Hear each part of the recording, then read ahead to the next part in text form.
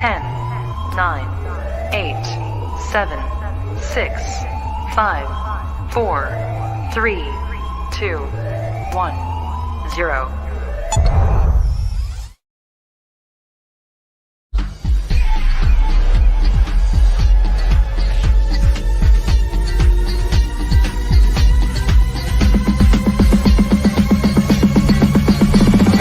I'm alive.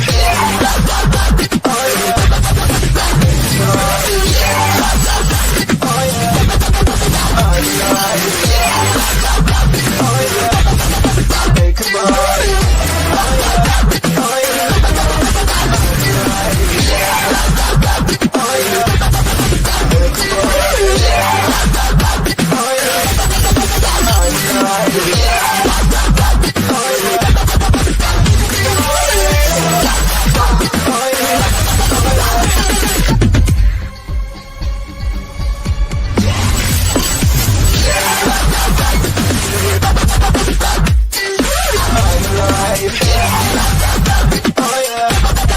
Hey, come on.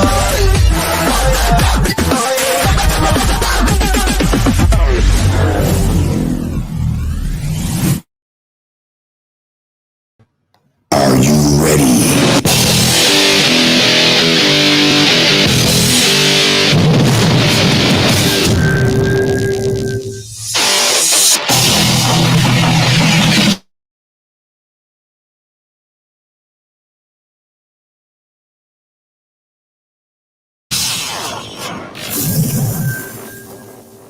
Are you ready? I'm ready for tonight, guys. Let's talk Bucks. Let's talk Bucks. A lot to talk about. There's so much to talk about. We got a fun day in front of us. Fun evening. We got Johnny B is back. He will be back right around the top of the hour. And the merry band of miscreants should be popping their head in here from time to time. The dude will be here. As a matter of fact, the dude's going to open things up for us.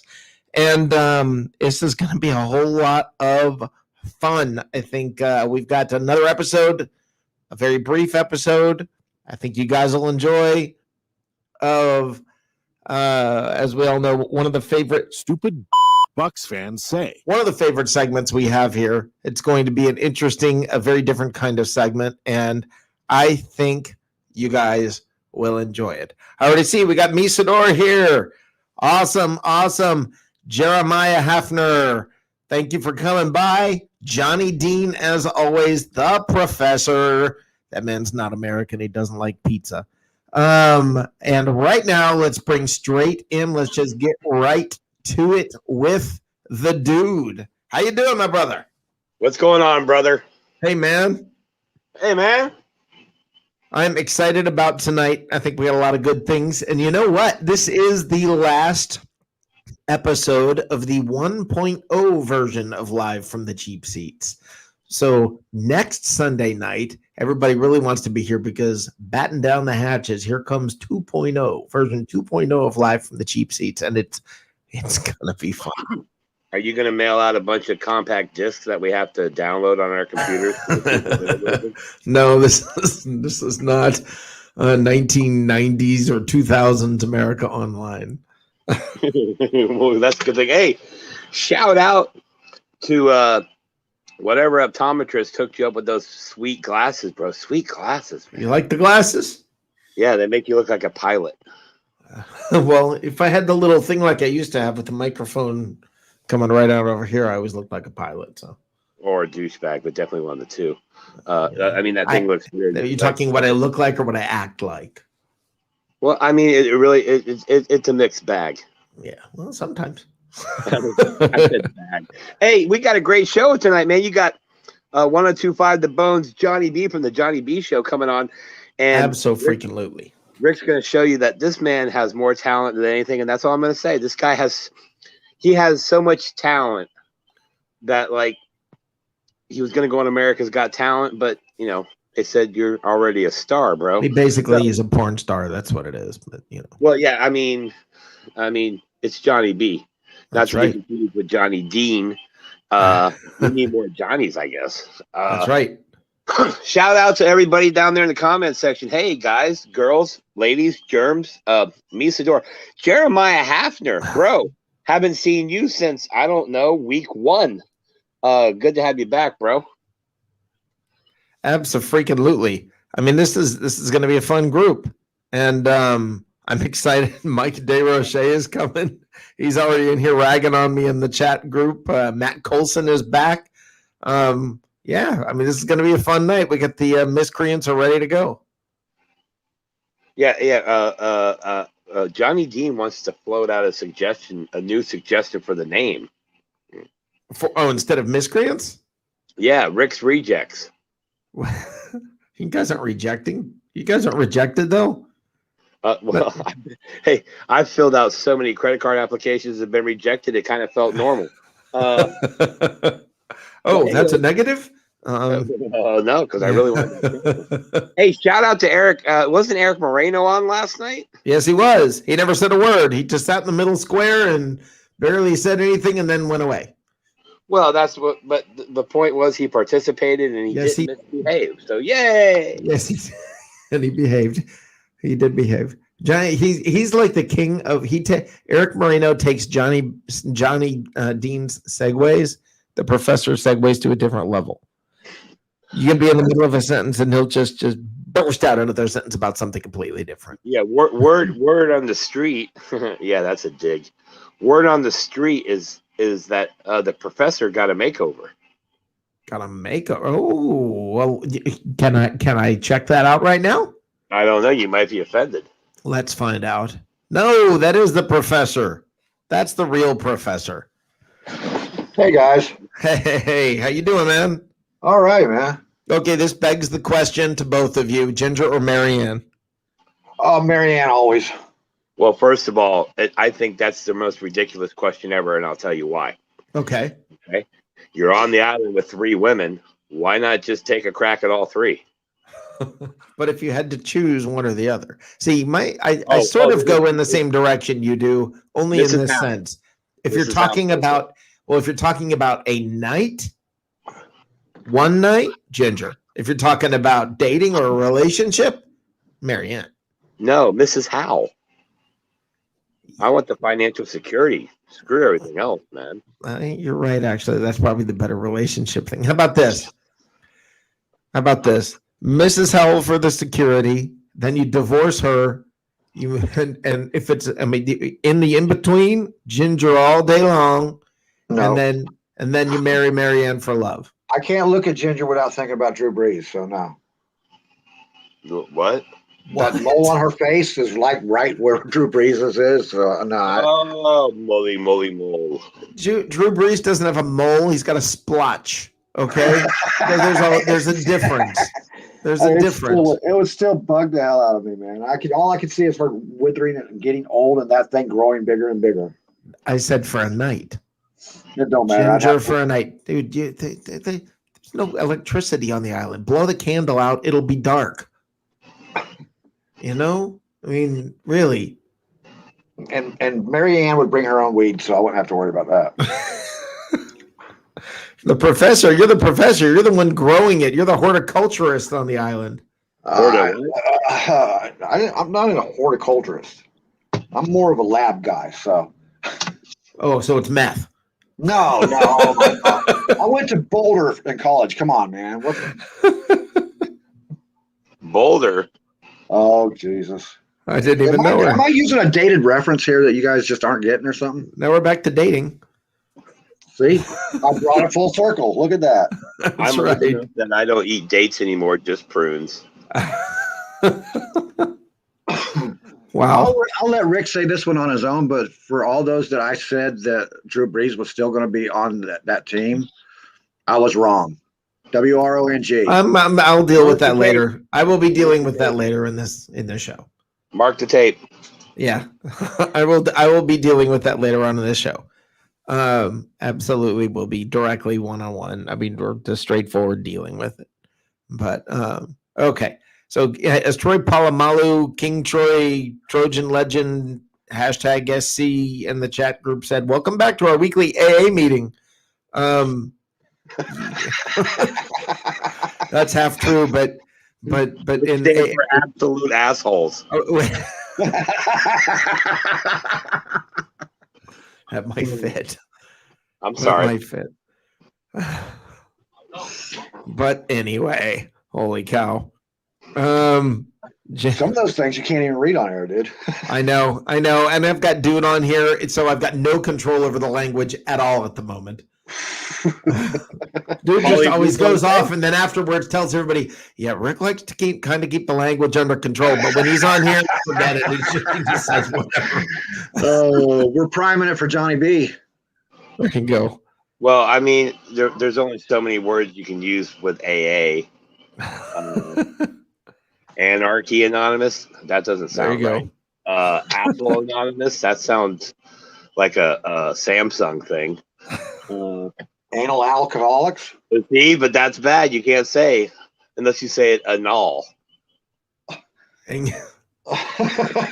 Now, are you allowed to say Get on the Asian? list. By the way, are you allowed to say Asian automatically disqualify you these days? Because What, there's that Asian? movie about what crazy rich Asians or whatever it's called. You know, so why is that okay? Well, Yeah, I think I'm Asian, just okay. asking. I actually watched that movie and I didn't think they were that crazy. I mean, Yeah, give Jethro that kind of money and see what happens. yeah. I just, you know, I thought it was like, well, that's Double kinda- decker Winnebago. that's really racist. I mean, if you did that, you know, I don't know. Anyway, and who made the movie? That's a really interesting thing. I don't You know. Was it? I mean, if it was white people making the movie and they named a movie that and did that, Using white people as the Asians, yeah. What? that would be. All right, so back to not Asian talk. That was cultural. That was cultural enlightenment discussion. With Rick Hughes. Yes. Now we need like a little chime going. Bling. Well, all I got is this. That's all I got. That was the noise I made when never mind. I don't want to hear that anyway. That's for later. Okay. Hey, everybody in the chat, whether you be on YouTube, Facebook, or wherever, if you see Brian from New Jersey / New Orleans, please bring it to our attention because I'm looking for you, bro. Brian Pearson. Mikey Brian Roche says he Pearson. was dead. You never know. Say his name 3 times. You never know. Hey, hey, Mike DeRoche, do you have brisket yet? Any brisket Yeah, for Matt- the DeRoche? Matt Colson. Yeah, Mike DeRoche. Still no brisket. I mean, it's so disappointing. It's disheartening. It really is just disheartening. But Ben Parrish, the Aints are done. Bruce is gone. Bruce. Oh my God. That's a mistake. Breeze is gone. I was wondering what you were talking about. Yeah, I know, haven't but heard oops. that news. Yeah, that's moly. Breeze is gone, and yeah, I think they're done. I think you can say it's. I think the New Orleans Saints are fini. If we're gonna go French, I think that they are. The Saints are done. I think the Panthers still have a year or two to go. The Falcons, yeah, no. I think the division is the Bucks this year to lose. I mean, it doesn't mean they're going to win it, but it's theirs to lose. Hey, can we quit? Can we start referring to Mr. DeRoche as Brisketless Mike from Manitoba? Brisketless Mike from Manitoba? Sure. But he's Wherever. Lids. He's already got his nickname. It's Lids. But he's from Regina anyway. Yeah, he's near Regina. He's sort of near the taint. Well, If his nickname is Lids, he would have been real popular in the 80s and 90s. I Yeah. don't think we should call him Tank, though. But Well, he's a little older, so the 80s and 90s nickname Yeah, fits. he's older than me. Look at my face. Look at my face. He's older than I am. you Your look face like you've looks- been dipping into some of that stuff from Boulder, dude. Yeah, exactly. No, that Exactly. was me. Or things from things from the professor's lab. No, that's the look on my face when I'm able to obtain completion with one flush every morning.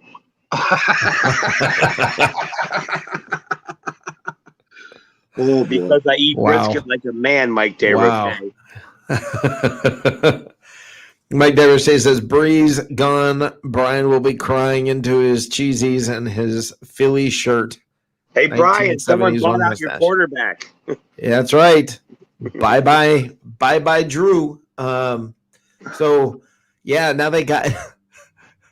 Now they got. Now wait, wasn't yesterday he saying you gotta pay the guy? You should pay the guy. Well, they're now they're paying Taysom Hill less. So there goes everything Brian was saying the other night about the Bucs not paying Brady enough because, of course, he needs it so badly since he's only worth $850 million between him and his wife. You notice they don't seem to be in too big a rush to resign Jameis yet. I think I think the world is still an open book for them right now. I think they're still talking to. I do not be. I mean, I don't know what to expect from them. I mean, they could still pull off what's his name from Houston, or God forbid Seattle trades Russell. Well, I Wilson. think they're actually looking at Mac Jones, going, Yeah. we could start fresh with somebody who's not broken. Yep. They're waiting to see if RG Knee is available. Yeah. Well, I mean, he Drew, what is it? Drew Brees retired just 3 years after his arm. Boom. Thank you. Is this thing on? Testing? Anyway. But Testing. 1, 2. anyway, we got a full show tonight, guys. I'm excited about it. We got Johnny B coming. We've got hopefully the rest of the miscreants will poke their head in here, but Mike DeRoche seems a little scared at the moment, and Matt Colson is Matt's from Oklahoma, so I don't know. Maybe he hasn't changed his clocks yet. Matt's still in the cellar from the last tornado went through there. Matt still thinks that right now he hasn't changed his clock, so right now these are just the voices in his head. He doesn't know they're real at the moment. So who knows? Who knows?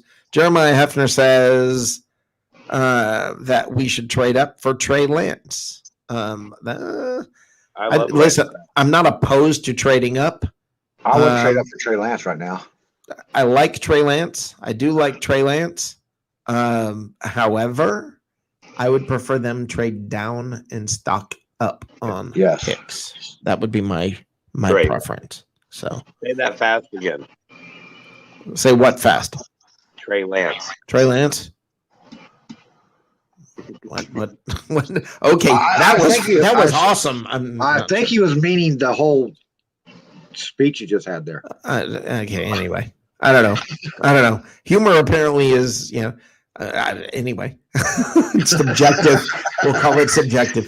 Very subjective. Hey, Teresa, how you doing? Yay, Teresa. Matt Colson says he can't defend himself. Oh, I know why. I know what the problem is. I know why the miscreants aren't in here. I haven't copied the link to the clipboard yet for the crazies to come in. Oh, Matt made it in anyway. I sent it to him. There we go. Thank you. There we go, guys. All right. There we go. Matt from Oklahoma. Now you can defend yourself. First of all, we haven't had a tornado in my neighborhood in 10 years. I live in a That's spot, all? 10 whole years? 10 whole years. In a row? I live in a spot that some Seminole witch doctor medicine man did things, and this town does not get hit with tornadoes. It's a geographical anomaly. It's beautiful. Fun fact, though, he lived in a different town but never moved. Let's bring in the Winnipeg miscreant. Hey, Lids, how you doing, brother? Hey. Mike sponsored by Pepsi. Matt, that is true. That name tag has got to go. You got to step up your game, brother. Me? Yeah. Yeah, I didn't feel like messing with it tonight. Usually I'll sign in and it comes up with the one. That's kind of boring, Matt. Matt from OKC. I actually liked it when your actual names are on there so people know who the heck you are. I think it makes sense to put your names on there, guys. Yeah, see, I'm not hiding behind some false face. Yeah, but no, listen, you can't blame Matt. Wait, now, hold on. You can't blame Mike. He's in witness protection, okay? But and anyway. Why does Matt Colson's picture look like he's literally in the process of sneaking out a fart in public? Because it just might well be. You never know. There's no one here, not even a cat. So yeah, I can do what I want. It's my Yeah. place. How's that? Is that better? Whoa! No wonder he's not on camera. Please keep it that way, okay? We prefer it that way. Look, I put my pants on for this show, so let's do it. All right. Witless yeah. protection. So with the with free agency, with where everything's going, and I Jameis guess has no contract. well, I guess Shaq Barrett today talked about how he's excited about hitting free agency. So that's a negative signal. He's a bipolar son of a gun. The other day he's talking about, yeah, I'm coming, and now he's talking about I need more money. Well, he might be sounds like a saying, chick I dated.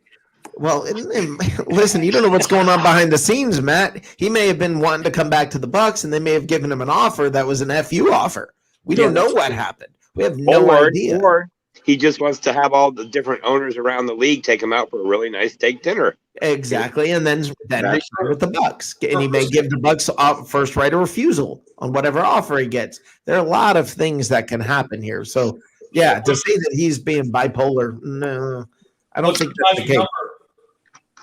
What's that? What's his magic number, Bear? What's he looking for? Don't know. I mean, that's not publicized. So he don't know because the free agency will determine that. What his highest offer will determine what his number is. Right. Yeah, he doesn't set his number.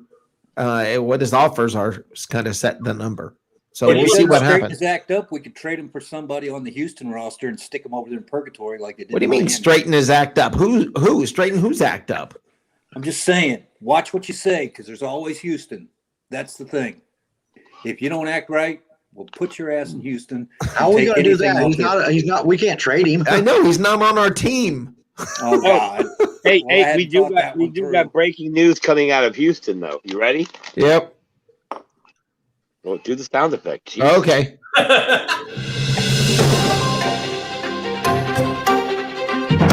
Breaking news live from Houston, Texas. The Houston Texans have done what probably could be the key move to keep Deshaun Watson happy, and that is they have re-signed former Buccaneer Vernon Hargrave. Yes. Thank you. We broke that last night. I mean, let's be honest. Why? Yeah, I know. Lovie Smith wanted him. He was Lovie's guy. Lovie drafted him. He was Lovie's guy. Lovie's not going to admit that he was wrong because Lovie never admits that he's wrong. Well, maybe they can go in the basement like Lovie likes to do and just talk about the heydays of the great Buccaneer defense led by Vernon Hart. Oh, wait a minute. Hey, let's bring in Steve Glasker. Let's bring in Steve Glasker. He's black and super straight. How you doing, brother? Hey, how you guys doing? Both of those things are correct. Yeah, that's Where are you going? He's driving. You can tell he's driving. Where's he going? I'm always driving. How you guys doing? Good. Are you going to get something crazy to eat this week? I actually did because I'm ashamed of myself, but I've been succumbing to your peer pressure, Rick. I had a meal from Burger King. Yeah. Well, this is not the food show anyway. It just seemed like last time I talked to you, you were going to get the meat mountain at Arby's. I got the meat mountain. I showed it to you guys. I know, it was beautiful. I got the meat mountain, remember? I ate how it. Long did you? How long did the meat sweats last? The dude was trying to make out with it. Yeah, he was. Every time I just want to know how many flushes it took the next morning. Oh, what? Dude, I think the psychology major in me says Freud would be just saying, okay, there is no doubt that the dude is stuck in the anal phase. Well, no, what it is at my age. Well, first of all, I highly recommend it for those willing participants. But that said, at my age, I'm very conscious of my colon health. Yeah, that's good. That's good. Yeah, this age, the doctor is a date. So I mean, when I go to the doctor, I don't need that extra knuckle. You know what I'm saying? Oh Lord! Oh my God! Wow. Hey, you brought it. Wow. I don't know. Anyway. Here we go. So, where's Harry at? I mean, this is Harry's This segment brought to you by the Deck Bar and Grill, and that's a Del Sol. So go ahead. You start talking about anal and then Greek comes up. What's up? Yeah, this chat works automatically. By the way, guys, in a few minutes, in what 5-10 minutes here, Johnny B is coming on. I'm going to clear the room. We're going to have Johnny on here for just a little while, and then I'll bring you. Is he idiot afraid back. to talk to us, Rick? No, I'm afraid for you guys to talk to him. Basically, what Rick is saying is, here in a couple minutes, I'm gonna get rid of you guys and bring in some talent. Yeah, I'm going to bring in the Right, professional. I'm gonna- Go to the bullpen. Hey, we missed you last night, Steven, bro. Or the other night. Was it last? Yeah, it was last it was night. Thursday night, or no, it was last night. Yeah. Yeah. I missed We you guys missed you. too. I did listen to the show. It was interesting. I was like, wow, it's pretty deep. I listened to the whole show. Yeah, it was deep. The abyss opened up. Well, we had a serious moment. To everyone who was there, I apologize. God forbid we have a serious moment. Damn you, Rick. Oh man. And Mike says what? Mike has nothing. I'm What? just taking it all in right now. Oh, huh. What's the logo on his hat say? What is the logo on his hat? I can't. It says Tampa Bay Buccaneers. Nice. That was the sideline hat from last year. Yeah, that's one of the Sure, sideline too. hats. Yeah, Yeah, I never. that's a cool hat. I wasn't on the sideline last year. It's so I a don't- Bucko Brews hat. It's a pretty cool hat. Yeah. All right. Well, Bucko. Hey, Bruce is Mike. good, guys. Mike, welcome back. I noticed last night we had Canadians in stereo. That Yeah, was we did. interesting. I felt a little more at home last night with my people. We tried to make you feel at ease. Well, it's not like they speak a different language, you know. Men are They from don't? Mars, Go ahead. women are from Venus, Canadians are in Uranus. Go Hey, East. Right, Steven, eh? Steven, do you have an opinion on the XFL and the CFL? Oh Lord, merging? here we go again. Oh, I listened to that, and I was like, I honestly don't care. But Thank you, but I- thank you. But I will confess to this. I'm sorry. I actually went to Windsor, Canada, and I had a great time when I was there, by the way. But I came so close on several occasions to sing "Blame Canada, Blame Yeah. Canada." I came Hey, man, I'm way telling you too what, close. $38 football tickets, count me in. I'm down with that all day Oh, long. dude, Yeah. Hey, $38 and negative 38 degrees. Yeah, right. I'm not afraid of the cold, man. Here we I go. like the cold. I actually enjoyed myself there, Mike. It really was. I had a great time. I really did. Yeah, I Canada. would listen, feel relatively more, I've been to Canada 4 times.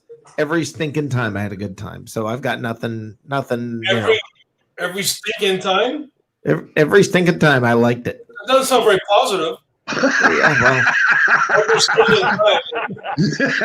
well, there are a lot of listen. There's a lot of cattle near Calgary, so Means there's brisket. yes, but that does mean there's brisket. So yeah, you know, Here we go. you started this, Mike. Oh, Now, Mike, my geography is awful. Just curious, how far away is Windsor from where you are? about 29 hours by car. Good Lord. Oh Hey, my I God. got one for you. You don't know what kind of cars they actually just drive those they drive golf carts, and you have to plug them in for quite a while. So I got a question for the Canadian. I have What's a question for the Canadian. yes, When you guys became a country, I think it was like 1860 something, 67. and you started naming on the East Coast. You started naming your cities. It was like don't do it. Toronto and Montreal, and then you got bored or lost interest, and you went, all right, well, this whole area here is like, I don't know, Newfoundland, and then there's some horses. It's kind of like But, a well, now hold on. Like we're creative here. North Carolina, South Carolina, North Dakota, South Dakota, That's all Civil New War. Jersey. Virginia, New York. West Virginia. Yeah, New Jersey. There's no Old Jersey. What the heck happened there? New The York. Old Where's Jersey York? There is Old Jersey is in England. Yeah, That's where it all comes Yes, from. that New tells- York is that from tells York. Okay. Yep, that tells you how bored it got in the U.S. because we named a lot of our stuff in the North. They ran away from the country for freedom, and then they named the cities after the places After they this, ran. after where they came from. Oh, Yeah. yeah. We're not the brightest bulbs over here, are we? Somebody said, we'll show those Brits how different we are. We'll call this New York. Right. There you go. Right. And yeah, I mean, seriously, I mean, when they really, I think it was like Mexico, New Mexico. We didn't even come from there. I mean, That's it's when we just- took over. When we bought well, California. we took over everything. We took over everything. What, we didn't But take Mexico over New was York? taking our stuff to begin with. They had everything from Seattle down to. It No, wasn't ours. Wait a minute. It wasn't The Spanish came here ours. first, buddy. Yeah, I know. That's what I'm saying. They were clouding up the place.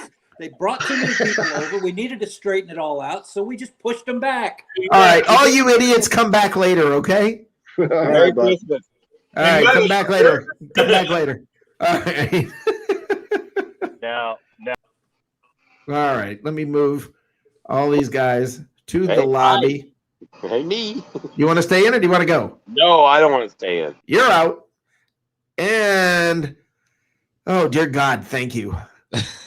Bring in the professional. Oh man, those guys are a riot, dude. I love They them. are right. I know it's a well. They are the miscreants. I love every single stinking one of them. So I want to say something as I introduce you here, Johnny B. I don't know how to introduce you anymore What? because you are what you're like. What's the word? What do you call Obese? somebody? What do you call somebody who does everything? Oh, Renaissance man. You are a Renaissance man, okay? I mean, what do? You've got this great show on 102.5 The Bone, okay? You're a comedian. What else can what else can he do? Well, folks, let me show you.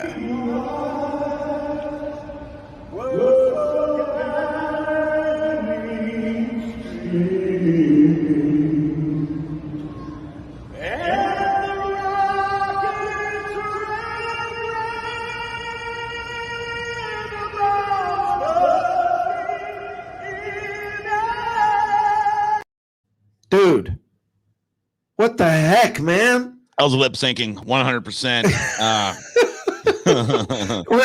And afterwards, he did a one of those Irish dance numbers at halftime. Oh, and man. then I did heart surgery on somebody in the parking lot. It was pretty Yes. crazy. What the heck, man? You've got an incredible freaking voice. Thank you. Well, I mean, entertainment's my background, and yeah, it kind of stretches a little bit. And I mean, I don't really talk about it too much, because I don't want people thinking like, who's this jerk off thinks he is, like Forrest Gump or something, like he's got all these talents, No, that's like, what you kind of are. You're cracking yeah. me up, man.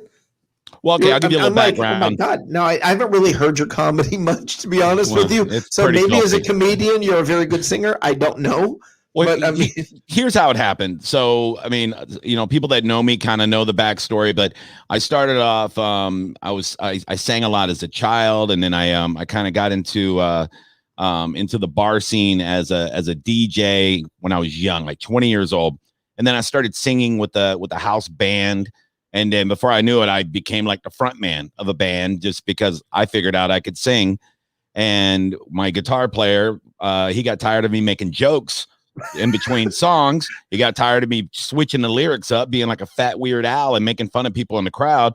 So he talked me into, like, kind of tricked me into going to an open mic for comedy.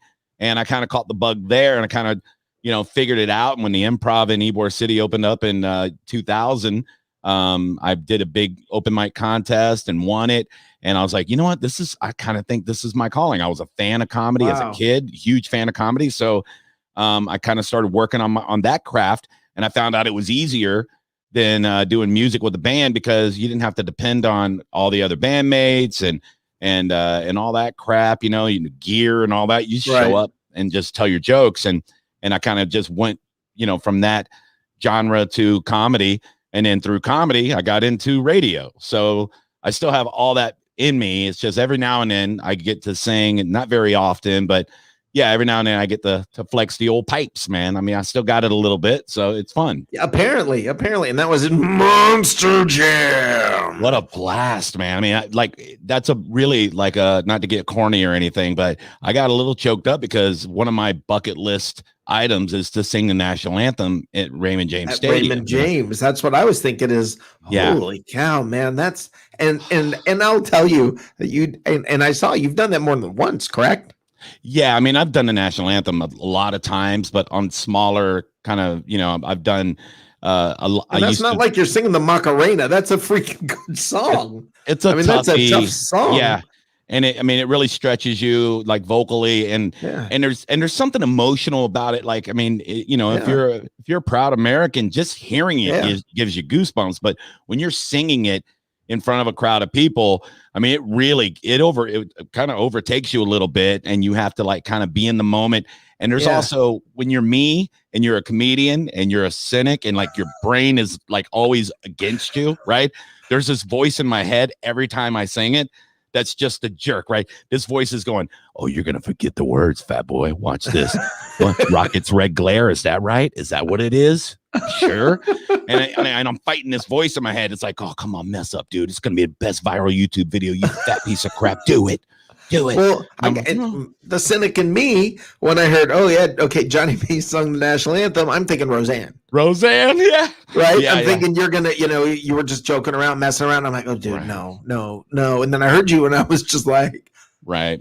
Holy cow, man. Yeah. I mean, I actually did Star Search in 1993. And I got through a few rounds, but never made it to the television round. So nobody ever saw me. I just went to Orlando a few times. It kind of went back and forth in competition. And I really thought that's what I was going to do. I spent a few months in Nashville in 1996 just to have producers tell me I was too fat, not attractive enough to make a record. I mean, dead honest truth. And I wasn't even mad at them. I'm like, I get it. It's business. You got to look good to be, a musician usually, unless you got, Milli Vanilli, you get put the fat guys behind the camera and put the handsome guys up front. But I mean, so I get it. I mean, like, so I didn't want to be a gimmick artist like John Popper, something like that. So comedy just works. I mean, it's really what I think I was put on earth to do.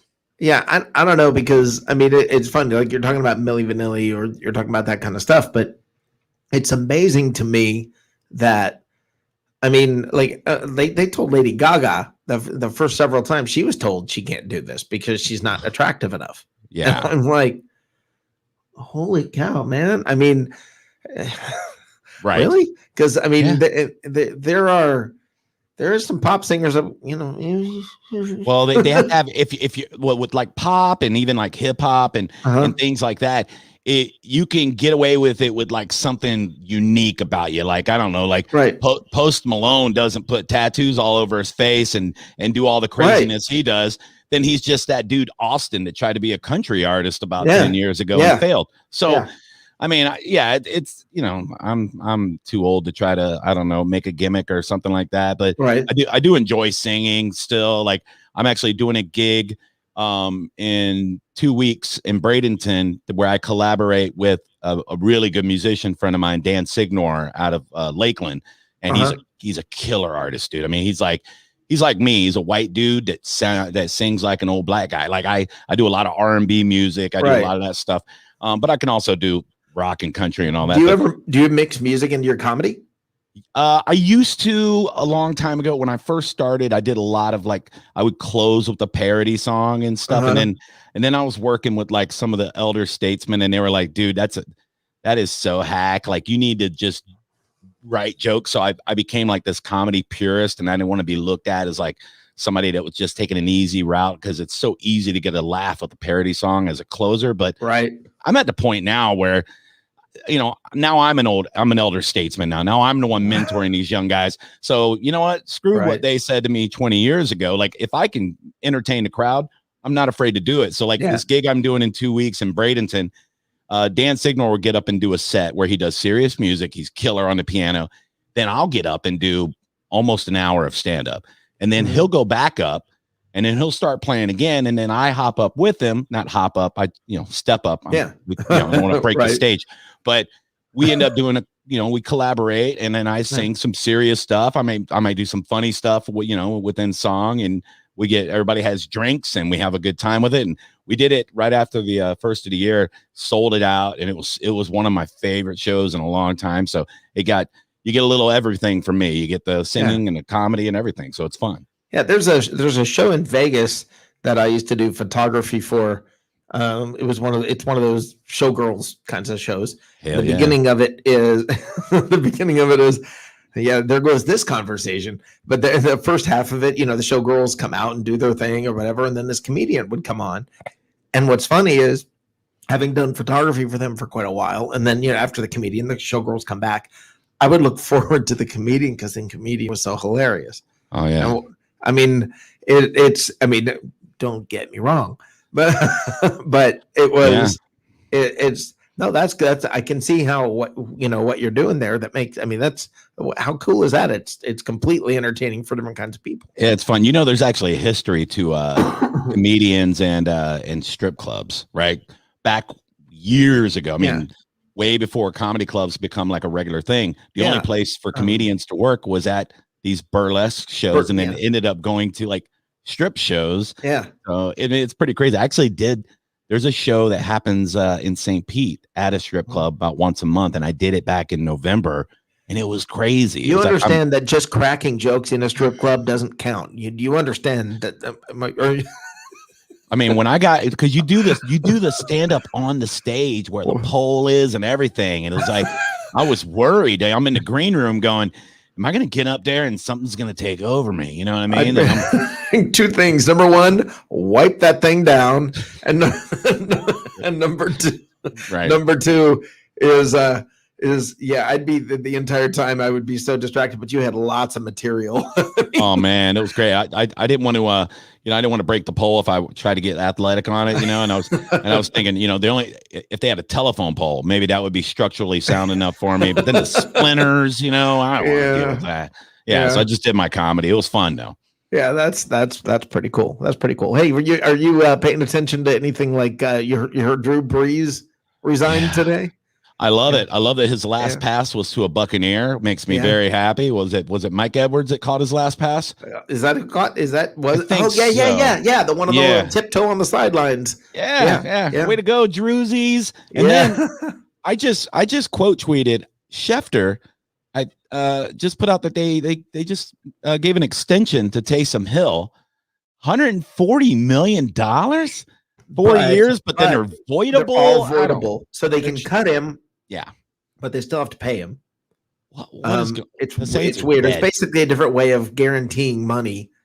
Yeah, and it not counting on your salary cap this year. It'll go towards next year, and they spread it and move it to whatever years it's available and all this. It's some weird games. I don't know what they're in trouble. Everybody knows they're in such salary cap hell. No, they're not down to it now.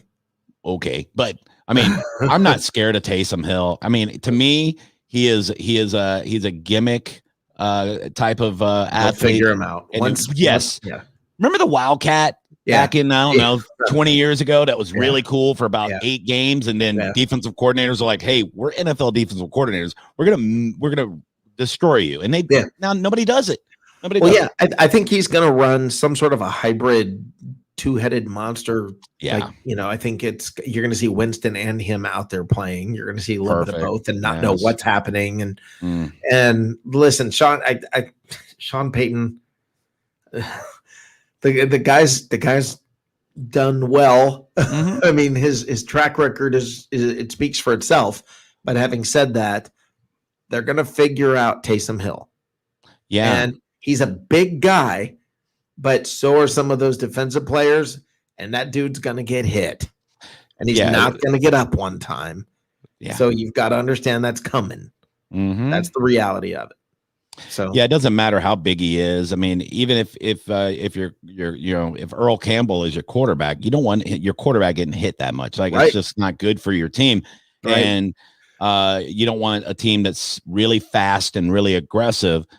Playing you twice a year, towards the end of the year when they won the Super Bowl, probably the best defense in the league, obviously the best team in the league. I mean, the division right now is just laying there for us. I mean, I don't want to get ahead of myself and get too cocky. I think I said it before you came on. I said before you came on, it's the Bucs division to lose. I mean, I mean, it really is. It's like, I mean, I don't know. They really have to mess up bad to not win it at least this season because. Yeah. The way everything's panning out, the Bucs are going to be better, and it's not good for anybody. You think Atlanta likes to see what's going on here? Carolina, Atlanta will probably not be better. It's their first year with their coach. Yeah, New Orleans probably will not be better.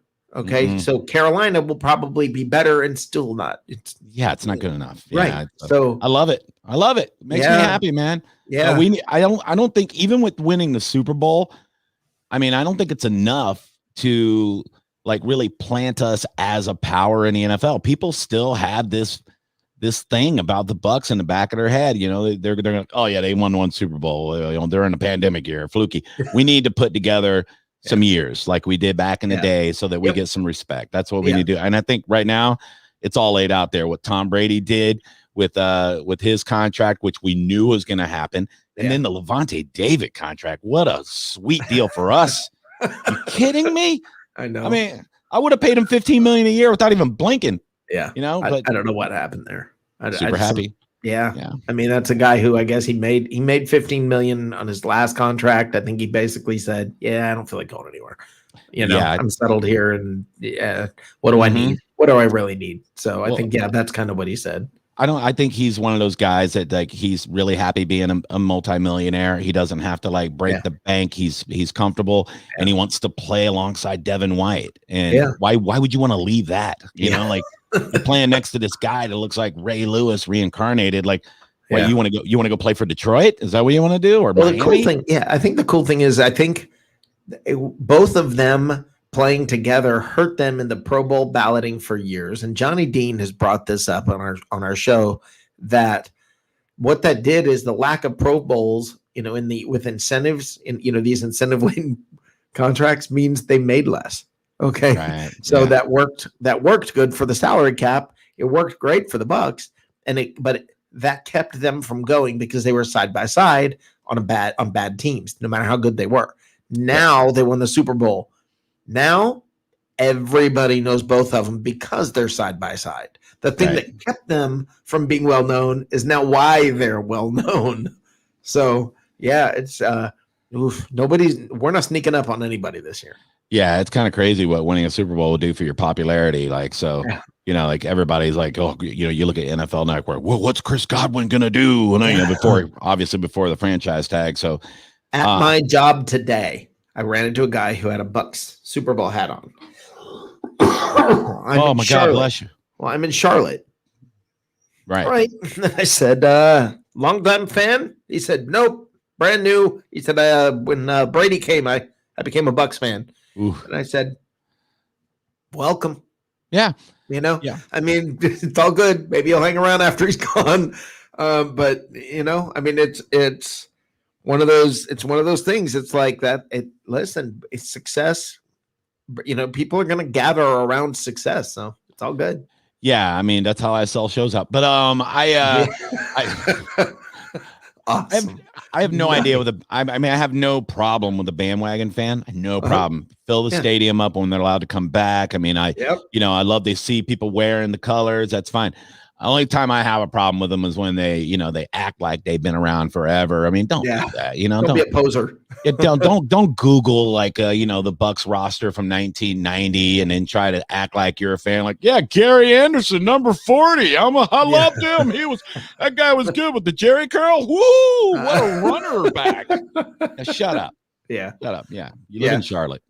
Yeah, well, that's the funny thing is, but I mean, there are not many Panthers fans that I hear, you know, around here. It's crazy. I genuinely see more Steelers fans than Panthers fans, and I mean, it's weird. Yeah, well, it's the history too, you know. That's the thing with these, you know, the Panthers have been around since 95, something like that. So they had a couple of good years, you know, 2 Super Bowls, lost them both. Yeah. But I mean, they've been respectable most of the years they've been around. So I mean, that's fine. But yeah, I think mainly it's they have an ugly looking team. It's just the logo's ugly. It is. The colors gross. Well, and they call that Carolina blue, and that's like the color here. I mean, if you drive by their stadium, it hurts your eyes just to drive by the stadium. I don't know what they do. It's like, how can that color exist without electricity? I don't understand. I mean, it hurts. It literally hurts your eyes when you just look at the stadium. Yeah, they need a makeover. Like, you know, like a lot of the women in Charlotte, they need to get it fixed. I'm beautiful there. Love them. You got my girl Vanessa Rufus up there. You know, you stole her from Tampa. Love her. She's great. She's still there, right? You didn't fire her? She's a news. She's a news. I have news. Yeah. What? Yeah, don't watch it. It's horrible. I have to No. watch it because I'm on new radio. Yeah. I did use it today though. I took the media elevator when I left from doing the anthem today. And I didn't have any kind of like credentials on me or anything, but you know, I sang the national anthem, so I get kudos. Like, so I walk up and the security guard's like, I don't want to walk down the tunnel. Like the last 2 days, I went down the swirly tunnel thing. Right. I hate that man. Well, when you're fat, gravity's trying to make you fall. I mean, it's a pain in the ass. Like it takes like 4 times the strength when you're big to go down that thing level. You know, it's horrible. So I just walked up to the elevator. I go, hey, I need to go downstairs. I can hop on the elevator with you, right? And she's like, no, it's for media only. I go, Johnny B, 102.5 The Bone. She's like, yeah, I've never heard of you. I go, I sang the anthem. She goes, oh yeah, come on in. I'm like, Jesus Christ. So I'm more popular now as an anthem singer than my own radio show I've had for 8 years. So that's good. Never heard of you. That's okay. I've never heard of you either. Yeah, I get that all the time. People go, man, I'm such a huge fan of 102.5 The Bone. You're like, what show are you on? I go, the one that's named after me, the Johnny B Show. Yeah, I don't know. What time? What time are you on? I go, look, man, I'm just gonna go kick myself in the nuts. Is that fine? Would you like me to do that? That's great. Never mind. Hey, okay. Tim Witherspoon, what's up, dude? Good to see you. Jeremiah Hefner. I don't know if I'm saying that name last. Right. Yeah, we've had. It's fun. The comments are pretty out of control. I love it. Yeah, we got some weird ones. There's a guy that comes in named Brian Pearson, and I really hope he comes on sometime when you're here because, oh my God, will we have fun? I mean, it's hilarious. He's a Saints fan. Oh, yes. And I have 2 things I got to say about the guy. Number one, what kind of life do you live when you go to an opposing team's fan show and listen to it and become a regular interactor? That's funny. Yeah. And number 2, just all I can tell you is just wait till you see him. Just wait. I promise you, he will be part of your show. Oh, nice. Okay. Yeah, it sounds good. It's an amazing thing. It is amazing. Do you remember, like, did your grandfather ever have like T-shirts that were so thin and old you could see through them? They were, like white T-shirts that are so. Well, my grandfather was Cuban, so he wore those. Your grandmother, it's okay. He wore those. I don't know what they call them, but they have like almost like a Cuban bowling shirt, but they're really thin, really thin. Right, so, right. You know, it was awesome. You know, always seeing him. You know, do his shirt, and you could see the super gray Fidel Castro hair coming out of his shirt, and then for some reason he had these really dark areolas. You know, and he always wanted to hug you. You know, and I'm like, this guy wears those thin white T-shirt, big guy, missing a tooth right in front. And the first time we saw him, he's literally laying on a sofa like what's her name in Titanic? Rose? You know, yes, like Rose in Titanic. Pay me like your French girls, Jack. Oh, it was beautiful. No, that's not good. Oh, and he's a big guy. Yeah. Like, come on, beautiful. Fat people. We got to get it together. Like, there's rules to the game. And look, I know there's some fat people in the comments. I'm looking, and your name's a little bigger than everybody else's. Like, you got to stop. Like, there should be some sort of an ordinance, a dress code, fatties. Like I don't even wear short sleeve shirts in public. I don't want my rolls coming out, right? Like, I wear like I'm a hoodie guy year round. Like, we look better in bigger clothes.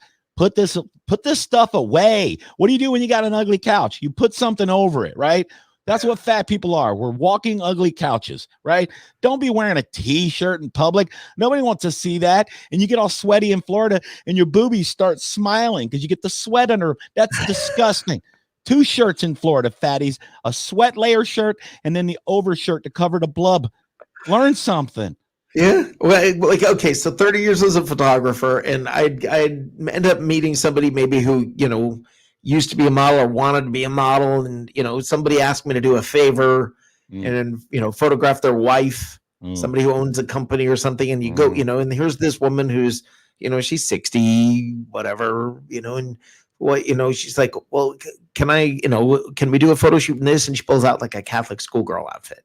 And I'm like, know your strengths. listen, just know your strengths. Yeah, and your All right, limits. there are lady. ways that she may be an absolutely beautiful woman. Okay, just know your strengths. Know where things fit. Know how to listen. I get it with me. I get it. Okay, I don't look like I did when I was younger, so I don't dress like I did when I was younger. And everybody's like, "No, you should celebrate her. She's confident." And well, stop being that confident. I hate it. That's one of these things you're seeing so much now with the Yeah. new progressive world. And I don't want to sound like a complete boomer here, but all this body positivity. Yeah. Hey, Laura, you're 340 pounds. You know what I'm positive about your body? I'm positive it's big. Okay. And I'm not gonna make fun of you to your face, right? I talk behind your back. I'm a courageous guy. But don't go on Instagram. There's a lady on Instagram, Rick. I'm not even kidding. She has to weigh like, I don't know, 600 pounds maybe. And she has all these followers because they're proud of her, right? Because she's brave. But she has like oxygen in her nose and she's telling people on Instagram, I'm perfectly healthy. You're on oxygen. You can't walk. And it's sad, but come on. I'm not saying shame the lady. Don't make I will fun not of her. forget what you said the other day. You said something like, I hurt my knee eating a bowl of chili, which I've used multiple times. Okay. Dude, I'm not even kidding. My chili knee is hurting so bad right now because I've been walking around the stadium for 3 days. And it's crazy. I'm telling you, dude, this thing is lit up. Like it's loaded with hot sauce and jalapenos right now. It's not good. Yeah, it sucks, but it was worth it. But yeah, I'm not saying make fun of fat people, but fat people, if you're fat, I mean, just embrace it. I mean, just, you know, I mean, don't deny it. Don't deny it. But don't say stuff like, I'm just as beautiful as any other person. I mean, maybe from like an aerial shot, you know what I mean? Maybe from the space station. But come on, I'm fat as hell. I'm really big. I took a picture next to Titus O'Neil today, humble brag, and I'm bigger than Titus O'Neil, but in the worst way, right? He is just a chiseled, perfect human. And I'm looking at the picture. I'm like, this is like this right here, like the juxtaposition between Johnny B and Titus O'Neil. It couldn't be any different. I mean, this is like you look at me and you're like, God's mistake. Then you look at Titus O'Neil and you go, God had a good day. I mean, that's what it looks like to me. So, I mean, we got to be realistic, Rick. You know, like know your limitations. Absolutely. Come on. Absolutely. And like, I mean, I had a girlfriend, beautiful girlfriend. And she was like, why don't you ever want to take pictures with me? And, you know, she's like, I think aren't you proud? And I'm like, yeah, I'm proud. I'm also embarrassed. You know, you put me sitting next to you. It's like, really? It's like, what is it? Fiona and Shrek man. or whatever. I mean, it's like, no. I know. Look, I'm out kicking my coverage with my girlfriend too. I don't get it. We've been together 7 years, and she's not only beautiful, but she's just like the sweetest, nicest. Like that's awesome. She has a great career. I mean, pretty much every reason to not talk to me. Not. So you sing. You have this great radio show. Yeah, I mean, it's you do comedy shows, and you're dating the hot chick. I mean, we've been living together for 7 years. It's crazy. I know it's crazy. As soon as I can convince her that cubic zirconia is like cool, probably gonna do it. You know what I mean? Shortly, everyone, he's going to fart rainbows just for fun. I doubt it, man. Look, this guy Troy Polamalu, hashtag King Troy. He seems like a real fan. Look at this guy. Hey, champ. What's up, bud? That's the King Troll. It's just funny. He comes in here constantly and tells us how bad the show is, but never misses one. Dude, I got people that call into my radio show all the time, man. You guys suck. I'm like, you're still listening, bud. Keep it up, man. Thank you. We'll take all your we'll take your ratings, butthole. Let's go. Exactly. Keep commenting. I appreciate that. Yeah, I appreciate that. Yeah. Yeah. I mean, that to me that's funny to me that I don't get it, and I never have gotten it.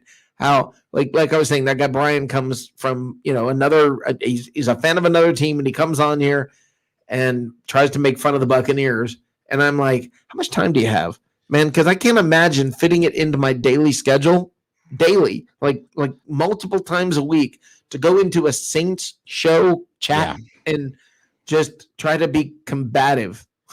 It is weird. Yeah, he's really bad at it.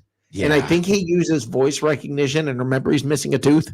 Mm, So you so can it's like, imagine what it comes out oh, like. It looks like he's been drinking. that's pretty good. I like Oh, it. it's beautiful. Yeah. When your It is voice to beautiful. text looks like it's having a stroke, that's not good.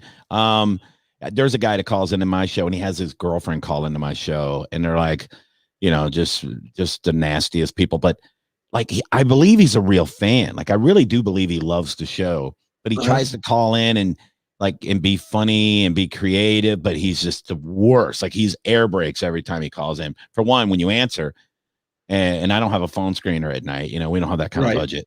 And when he answers, he takes 4 or 5 seconds to even like start talking. So that just puts the brakes on. And then he's just garbage, right? So then I started like cutting him short. And then he started calling in and just like cussing and being a jerk. And this guy does it every single night. I mean, it's like, do you not have cable? Do you not have anything else you can do at 9 o'clock at night? Yeah. What is going on, man? I think he's crazy, but that's the world we deal with. So Yeah, well, I mean it's funny. It just really is funny. It's like, I mean, I don't know. I mean, we got a guy that comes on all the time and it says, constantly. I mean, every other word he's, we're gonna, gonna do, we're gonna, and it's like, stop it. And so I don't know. Kids, you know what? That's why they're called the Miscreants, and I love them all. They're fun. Oh my God. I have kids that call into my show at night too. It's like, I feel like I'm raising people, raising these children because their parents are just bad at it. Obviously they're letting them listen to me at night. So I get these kids that call in, and they're, hey Johnny, what do you think? And I go, hey, why don't you go get your mom's credit card right now? Go get your mom's credit card. Yeah. Let me give you my Venmo and my Cash App. Yeah. They never go through with it, but it would but you're be really, doing really it. nice. But you're doing it for the good of the child, and I understand that's very good of you to trying to raise them right. Yes, you're Yeah. making sure that they don't make that mistake again by taking that cash off their hands, and I can respect that. I mean, I always do the parental things. I raised a very a great young man, and so I try to tell them the stuff that I know that they're going to carry into their adulthood. Like, hey, go pee pee before you go to bed. You know what I mean? And don't fart. But you also have to tell older people. I can, Yeah, tell them don't fart more than 3 times. Those are precursors. You need to go to the bathroom. You don't want to be my age having a mistake, and it happens. Yeah. Yep. So. Yep. Well, hey, it's, in the comments, tell us how often you poop your pants as an adult. It's really, he will. Let's be honest. He will. Open up, guys. Come on, no, man. not literally. No, stop it. But I mean, We're all family here. Yeah. Don't worry. If you had listened earlier, the dude was on here and he was pretty much telling us. So, okay. Yeah, All right. yeah. You never know where this show's going. My kind of guy. You have no idea. When, like, all right. That's why it's funny. Like when you come on here and they were all the miscreants that were on the show were like, "Whoa, wait, you what are you afraid to let him talk to us?" And I'm afraid to let you guys talk to him. Oh man, because I have no idea what's going to come out of some of their mouths. I've got fun. Oh yeah. Well, my thought process is going forward after tonight, not tonight, but after tonight, maybe the second part of this whole shindig, we'll bring some of them in. Okay. Oh yeah, and I'll give you background and everything, and this will be fun. I like it. It's like a really bad version of the Avengers. I like that. Yeah. If Mike the Miscreant, if you see him down there, if he comes back on here while you're still here, I may just surprise him and pop him in here. Nice. And let me tell you, Mike had a little breakdown. Mike, it's I don't know the right word. Ooh.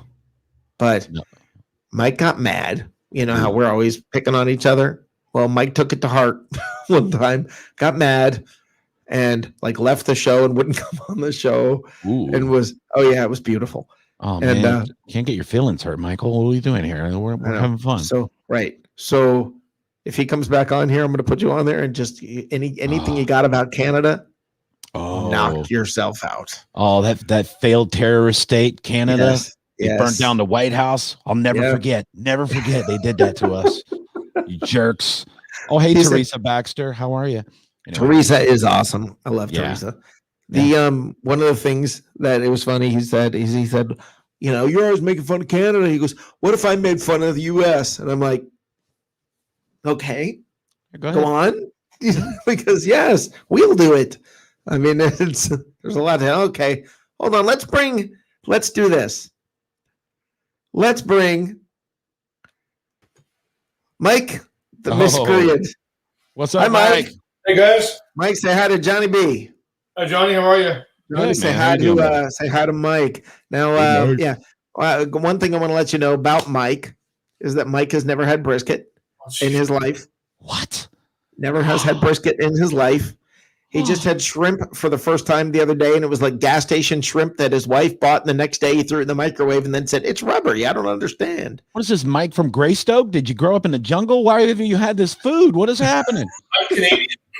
Oh, Canadian. Oh, It explains a lot. Oh, see what he says? Like, oh, I got to tell you, as a Canadian. fat guy, I'm not really into cheese curds. I mean, it just, it's like they deep fried pencil erasers. I think mozzarella sticks are better, Rick. I don't know. What do you think, Mike? Ooh. I feel you. Yeah, I got it. Mozzarella sticks are better. Like, I'll go along with that, but poutine is good. I mean, poutine's okay, but I mean, Americanized poutine. You know what I mean? Like, Yeah. put some real cheese on there from Wisconsin. You know, Yeah. it's like, here's the other thing, Mike. You got to admit, Canadian bacon. Oh, It's just round ham. You know, it's not bacon. We got bacon here. Like, I mean, if it's not crispy, if it doesn't have like real pig fat involved in it, because bacon's not bacon without fat. Like, it needs to be boom, like just like when you eat it, your chest should hurt a little bit. But you get that Canadian bacon, that's lunchable meat. It's not good. it is good. Yeah, that is what McDonald's just calls ham. That is. Oh my god. I love that Mike is a very sensible Canadian. He's not one of these, he's like. Was that sensitive? Mike's a very sensitive Canadian. Is that what you said? No, sensible. Oh, No. okay. I misunderstood. Sorry. Right. Mike, you knew it was coming, brother. You knew it was coming, brother. I mean, your prime minister's hot. I ain't gonna lie. I'm not even gay, but I look at him and I go, hey, Trudeau, what's going on, buddy? You're a handsome boy. Sure. All right, Mike, I'm going to throw you back in the lobby for a little bit to sulk, and we'll have you come back in a little bit. Take care, Johnny. Seeing you. Great hat, Mike. All right. Thanks. I didn't let him get a word in. I feel bad. I'm sorry. No, that was planned. He usually doesn't say that. He doesn't say much. He's brilliant at dogging Matt from Oklahoma City. Nice. Yeah. It's Mike says very, very little, and then every once in a while throws something out that completely destroys Matt from Oklahoma City. I like it. I mean, it's like targeted. It's like a smart bomb. It's always deadly. Well, it's Oklahoma City. You should call it like a tornado. He throws a little twister at him. You know what I mean? Like, yeah. You know what he said earlier?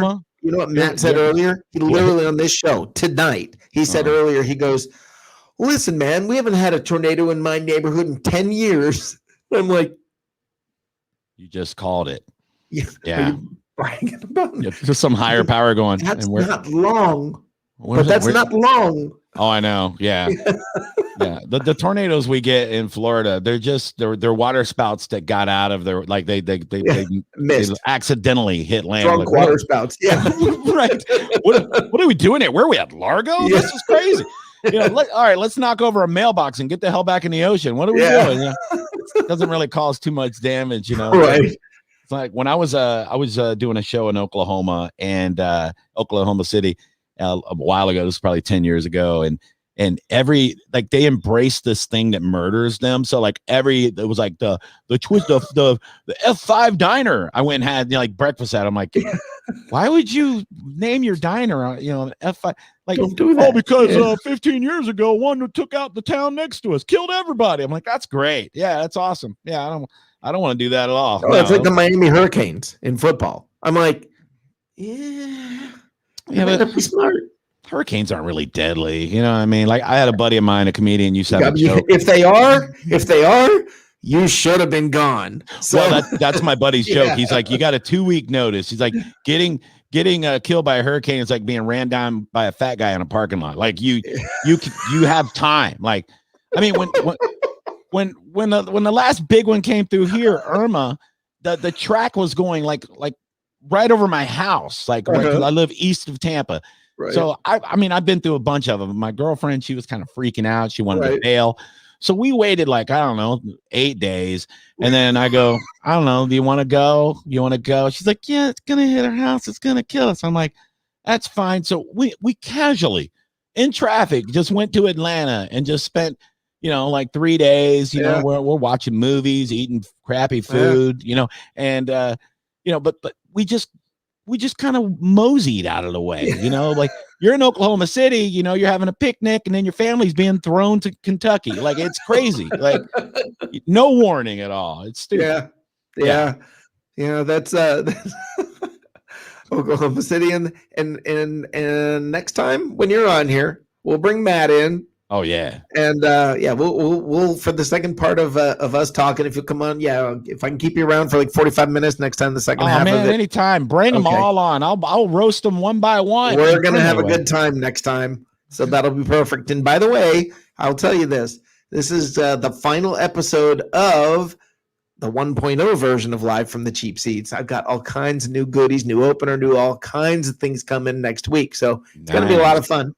And oh man, it's exciting. We will have some fun with the Miscreants next week. Buck's Report is on fire, man. I hear there might be, down the line here in a little while, maybe another show joining this. I'm hearing some stuff maybe, too. I don't know. Yeah, that's the rumblings. Stay tuned. That's the rumblings. So that's pretty awesome if that does happen. That does happen. Tell them where to find you in the meantime. Thanks, man. Obviously, I have my show on 102.5 The Bone Monday through Friday, 9 p.m. to midnight.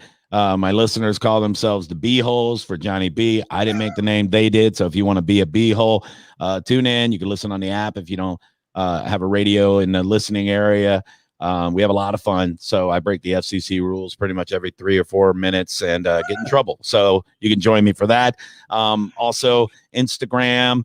And TikTok. I know I'm way too old for TikTok, but I'm on it. Johnny B Tampa on both of those. Twitter is Johnny B Comedy. I think that's pretty much everything. My website, johnnybcomedy.com, has my schedule for stand-up and has a lot of links to my social media and all that crap too. So I appreciate it. Thanks. You guys are Tampa. You love me and I love you. Thank you. Yeah, you are awesome. I love having you on the show. And when you get, when you have your own show, it doesn't mean you're not coming on here. No, dude, I'm such a big Rick Hughes fan. You don't even know, dude. I'm like, seriously, like I'm starstruck every time I come on, man. Yeah. Seriously, I was having dinner with my girlfriend and I just threw my fork down. I'm going to hang with my man Rick. And she's like, oh, get out of here. Go. You're on your third plate anyway, you fat ass. Go. Awesome. Yeah. Awesome. Thanks for coming by tonight. And I look forward to seeing you next Sunday night. Thanks, man. I'm going to go take a big Troy Polamalu, hashtag King Troy in the bathroom real quick. Gotcha, jerk off. All right, see you later. Have a good one. See ya.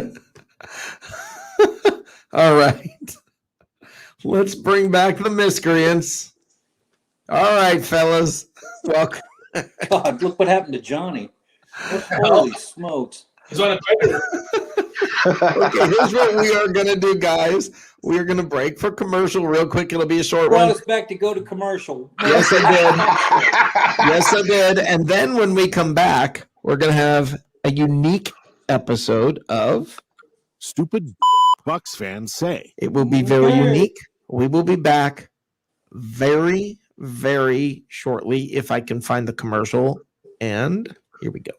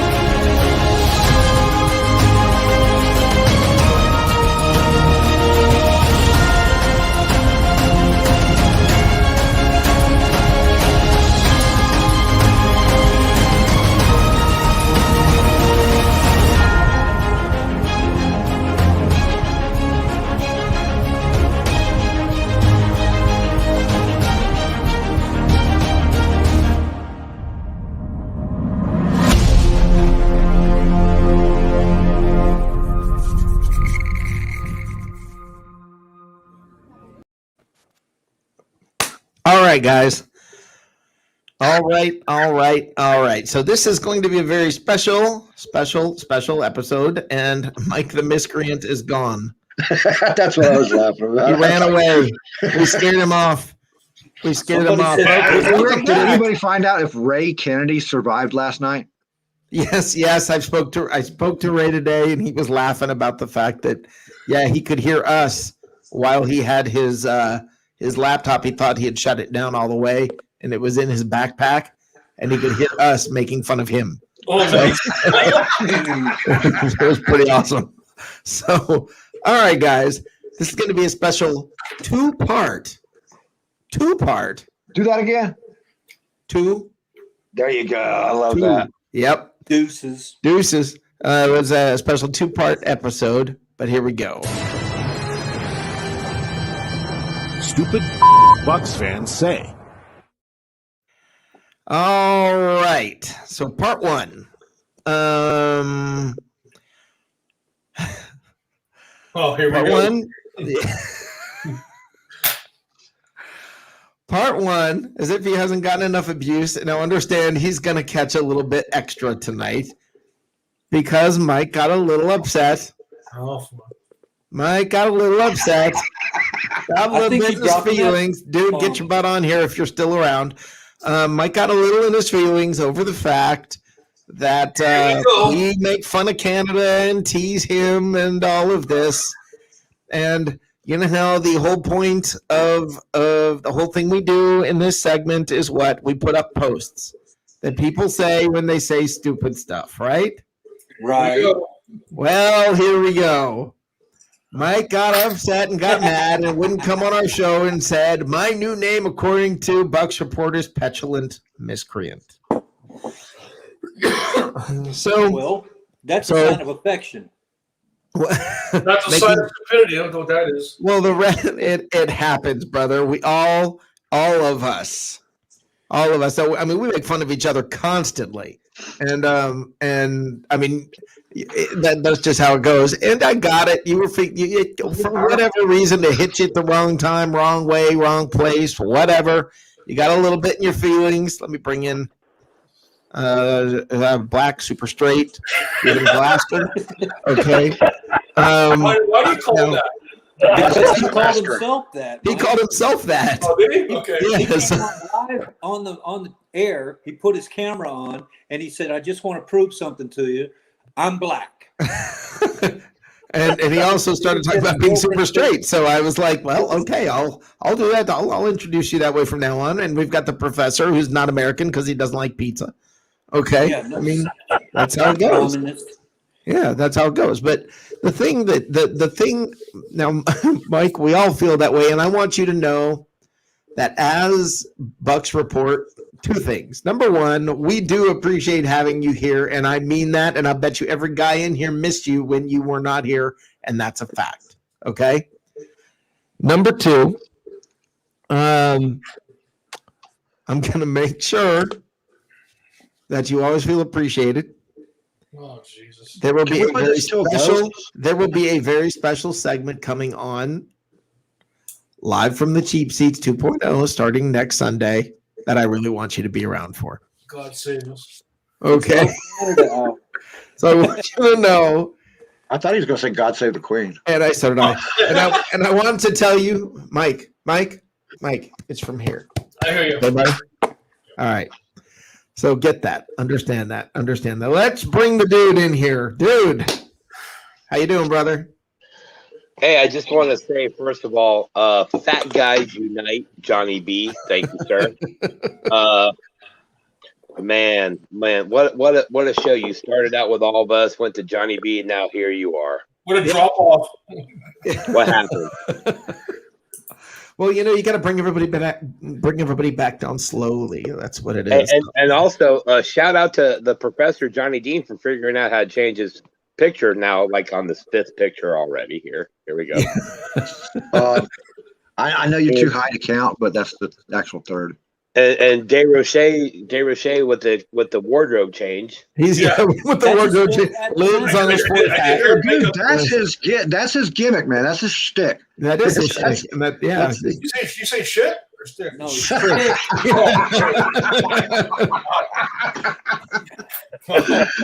You over enunciated that. So now I have to bring up part two of Stupid Bucks fans say. Some idiot on this show, I'll take it. and I will tell you, it's one of the people on the show was dumb enough to repeatedly make it very, very clear that he believed that Drew Brees was coming back. Oh, who could that be, Rick? Yeah. Yeah. Oops. I got that one wrong. Boy, did I get that one wrong. Yeah, the one time I agree with you. Well, yeah, the one time, yes, you did agree with me, and you got it wrong too. That's what you get for agreeing with me. That's why you never do. But it's, I mean, it. Look, here's the thing. I've said it to you guys before. I don't care who the people are, whether they're on the 4-letter network or, unless you're Ian Rappaport or in Tampa, Greg Allman or something like that. When you start acting like what's going to happen, listen, if you guess and get it right, it's a guess. If you guess and get it wrong, You're an idiot. you're an idiot. Okay, I guessed and got it wrong. Other people, maybe you can guess and get lucky. Good for you. You got lucky, but you're not always going to get lucky. And understand, if on some of this stuff, there are some things. Look, we're going to get stuff wrong. We're going to get stuff right. And right now, there's no way around it. I belong at the head of. Stupid Bucks fans say. So guilty as charged. That's not really fair, Rick. You didn't say anything stupid. Yeah, I was pretty stupid. He didn't come back. Everybody else was saying he's not coming back, and then there's me. Yes, he is. I mean, I was pretty sure he was coming back. Yeah, it wasn't really. It was an educated guess, Rick. Because if you think about it, he was pushing that stupid sled in the street up a hill. Where was I? He wanted my pass to be to a Buccaneer. Yeah. So I understand why you felt that way. I didn't think he was coming back, but I understand why you felt that way. Yeah, look at him. He had to just make sure he mentioned the fact that he was right. I just want to let you know that I didn't agree with you, but it's okay. Don't worry about it. They still haven't signed James. No, you're right. They still haven't signed Jameis, and that is interesting. That is interesting because I think what they're doing is keeping their options open. I think they got some guy named. Isn't that the line that every girl gives you when she's blowing you off? When's the last? I don't mess with women anymore just for that reason. I don't want to hear it. Never mind. I don't want to know. I don't want to know what you're messing with. I don't. It has nothing to do with your youth, your age, or your your inability to climb upstairs anymore, right? Wow. Here we go. That's bad. But dude, I purposely put my bathroom upstairs just so I could get my steps in every day. There you go. Oh God, that's exactly how many steps he gets every day. But to me, it's. I mean, listen, I called it wrong. Drew Brees he's not coming back. I got it wrong. It was a classy way for that guy to go out, but everything the guy did, I think, was classy from the start. So major props to Drew Brees. As a Bucks fan, let me tell you, brother, Drew Brees is nothing but a class act. He was an incredible quarterback. Nothing but props to him. And thank God he's gone. Yeah, man. Bucks fan. Hey, Rick, you're being too kind. Good riddance. Well, hey, now that he's gone. Now that he's no longer a player for the dreaded Saints, I can say he's got a clean face. Clean slate. Not a clean face, right? Clean slate. Yes. Right. Well, I guess that just opens us up, though, because clean face. What's that? The whole rest of the division has got rebuild on their minds, so we're going to be NFC South champions. No, that's right. That's exactly right. It's our division to lose because the Saints are not going to be as good. The Falcons probably going to need a year with their new head coach. All right. The only team that's going to get better is the Panthers, and they were still far enough behind to where I don't think they're catching up with Brady and the Bucs. So it's the Bucs division to lose. Now, keep it clear. Don't count your chickens before they hatch. I mean, anything can happen. Peter got mad at me last year whenever I brought this up. But what if Brady gets hurt? He's like, how dare you say that? Gabbert guy. Yeah, and Blaine Gabbert's going to take us to the Super Bowl. Well, and if that happens, listen, man, if it happens, okay. All right. It happened in Florida once before on an undefeated team in Miami. That's correct. So, but the thing is, what I'm trying to say overall is understand the Bucks have had a lot of good luck. Absolutely. And Counting chickens isn't Keep easy. talking, Rick. You're Right. Gonna get us So- we're going to have the Hindenburg landing. I on knew the this was stadium. coming. I knew somebody was going to have to act like. I'm with Rick Yes. here because I feel more nervous about this season than I did last season. Yeah. Yes. Exactly. And the thing is, if the Bucks make it through without, if there are no big major injuries, if there's look last year, you've got to understand something. A lightning bolt hit this team. A once in a lifetime, some kind of miracle. Every star aligned. Everything that could go right went right. Even when you lose Vita Vea, he makes it back in time for the playoffs. And Rick. suddenly, somehow, I don't know how he did it. He came back as strong as when he left. So, Rick, pull up Tim Witherspoon's comment there. Bud. which comment? The one next to the very last one. That cleared up. What is it? I love how this Brady team wins a Super Bowl before they win the division. Yeah. I mean, and I love the fact that they've got a second place schedule because of it. I think that's hilarious. That is Absolutely. Where's Brian? Nothing yet? From Brian? Nothing from Brian tonight. But Man, the thing is, keeps coming. well, the thing is, I don't think that as a Bucks fan, we can sit there and act like, look, we still don't know what's going to happen. And there are times teams you don't see come, right? We don't know. Watch the Falcons all of a sudden, now that they've got a different head coach, gel. Because that's a weird team, man. That team is just weird. The Falcons are. Dude, what are you doing, man? I'm being realistic. I'm just the dude. Well, what is the dude doing? What are you talking about? He's flashing off and on. He's playing with his mic. That's me being excited. Oh.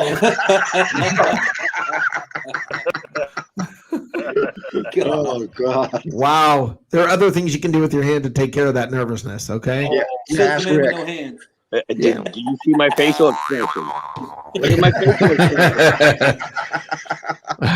That's my O face. Yeah. Oh, God.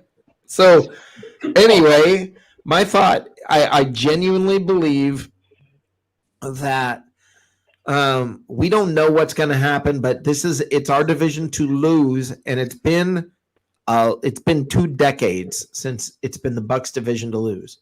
It's literally been that long since they were going to be the prohibitive favorite in the division going into the year. So all I can say is this, guys, it's going to be a fun year. It's going to be a fun year, and don't automatically expect that we're going to get all the way. We're going to have to pull that off again. And that's not an easy task, man. That's correct. And that's what terrifies me is fans right now have unrealistic beliefs. And if God forbid something happens, it's going to be fire Jason Light. We should have Jameis. We're going to have to go through this crap all over again. Brady sucks. Yeah, we're going to have to go through this crap all over again. It just, Well, that cut Breeze today, so maybe we should sign him.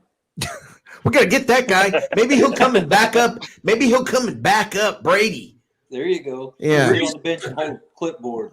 Yeah, I mean don't be shocked if that post doesn't hit at some point from somebody.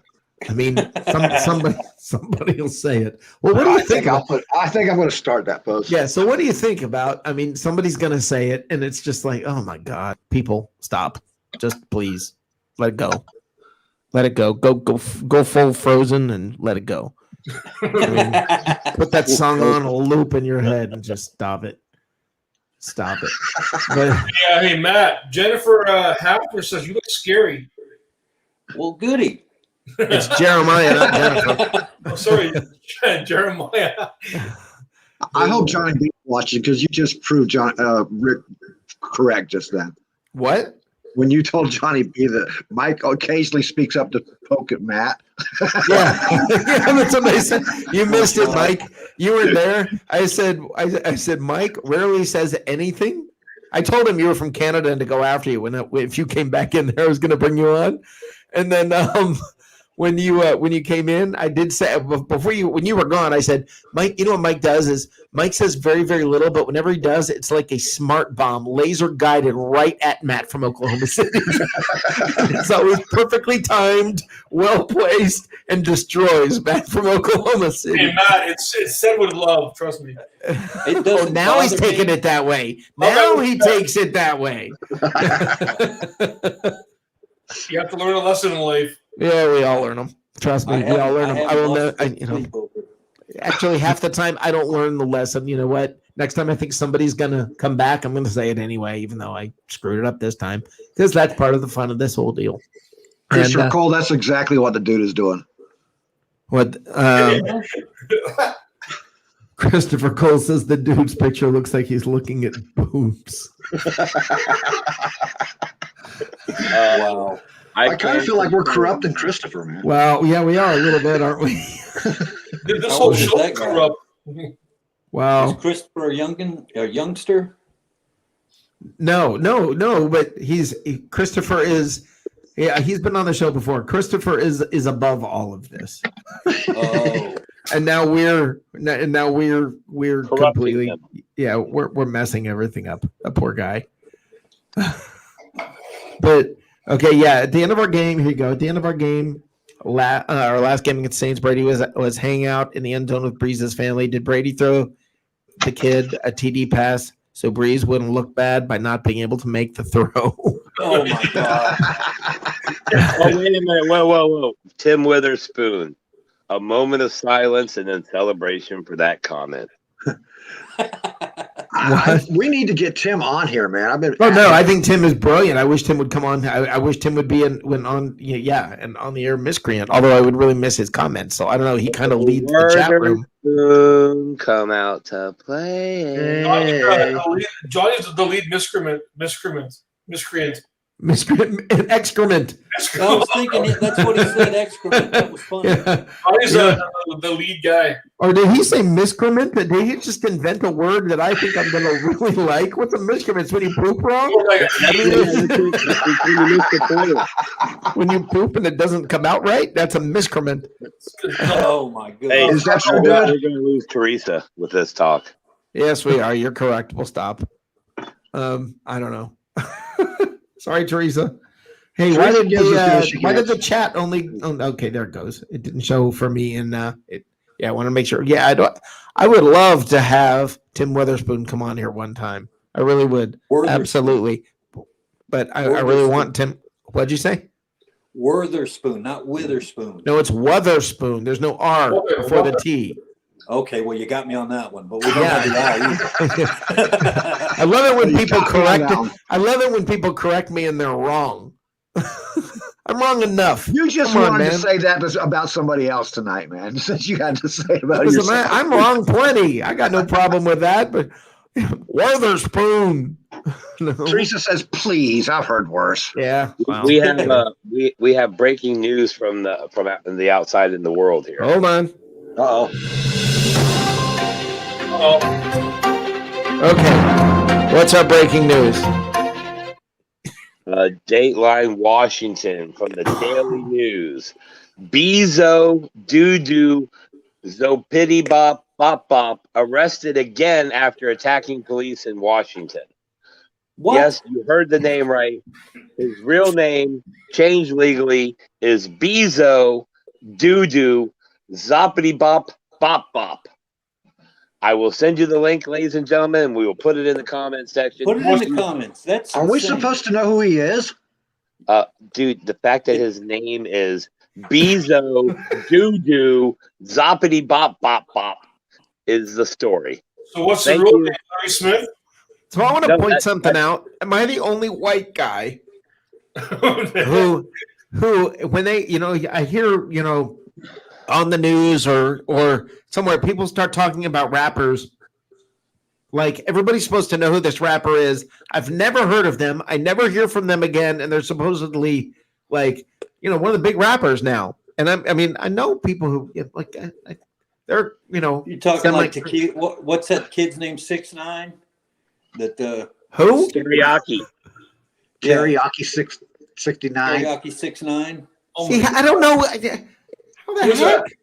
They made a He's Netflix been on the documentary about the show. guy. Yeah, he was on the show a while back on. Oh no, Peter's. I'm talking pop, like Oh, pop. like The dude made like 3 or 4 albums of that grunge rap that they're doing now, and then he That's said mumble That is rap. not grunge, Mumble Matt. rap. from Mumble Oklahoma. rap. mumble rap, mumble you rap, think whatever the grunge- hell they call it. The point of grunge the matter rap. is, See, he was- okay, with look, the maybe I get the. Oh my God, that's hilarious. Okay, I don't feel bad anymore for not having heard of the names. I'm just Cowboy saying. Matt strikes again. Yeah. I mean, I, Just the go only straight rapper on I back think I there. know now, the only pop rapper I think that I can think of really that's still producing things is that cowboy guy that whatever that song was that was number I one last believe year. his name is Bezo Doo. No, that's not the same guy. But that's just an awesome name. That is an awesome name. Imagine putting that on the back of a jersey. I mean, where does the last name and first name start and end? I mean, is it Bezo and then is it Doo Zoppity Bop Bop Bop, or is it Bezo Doo Zoppity Bop Bop Bop?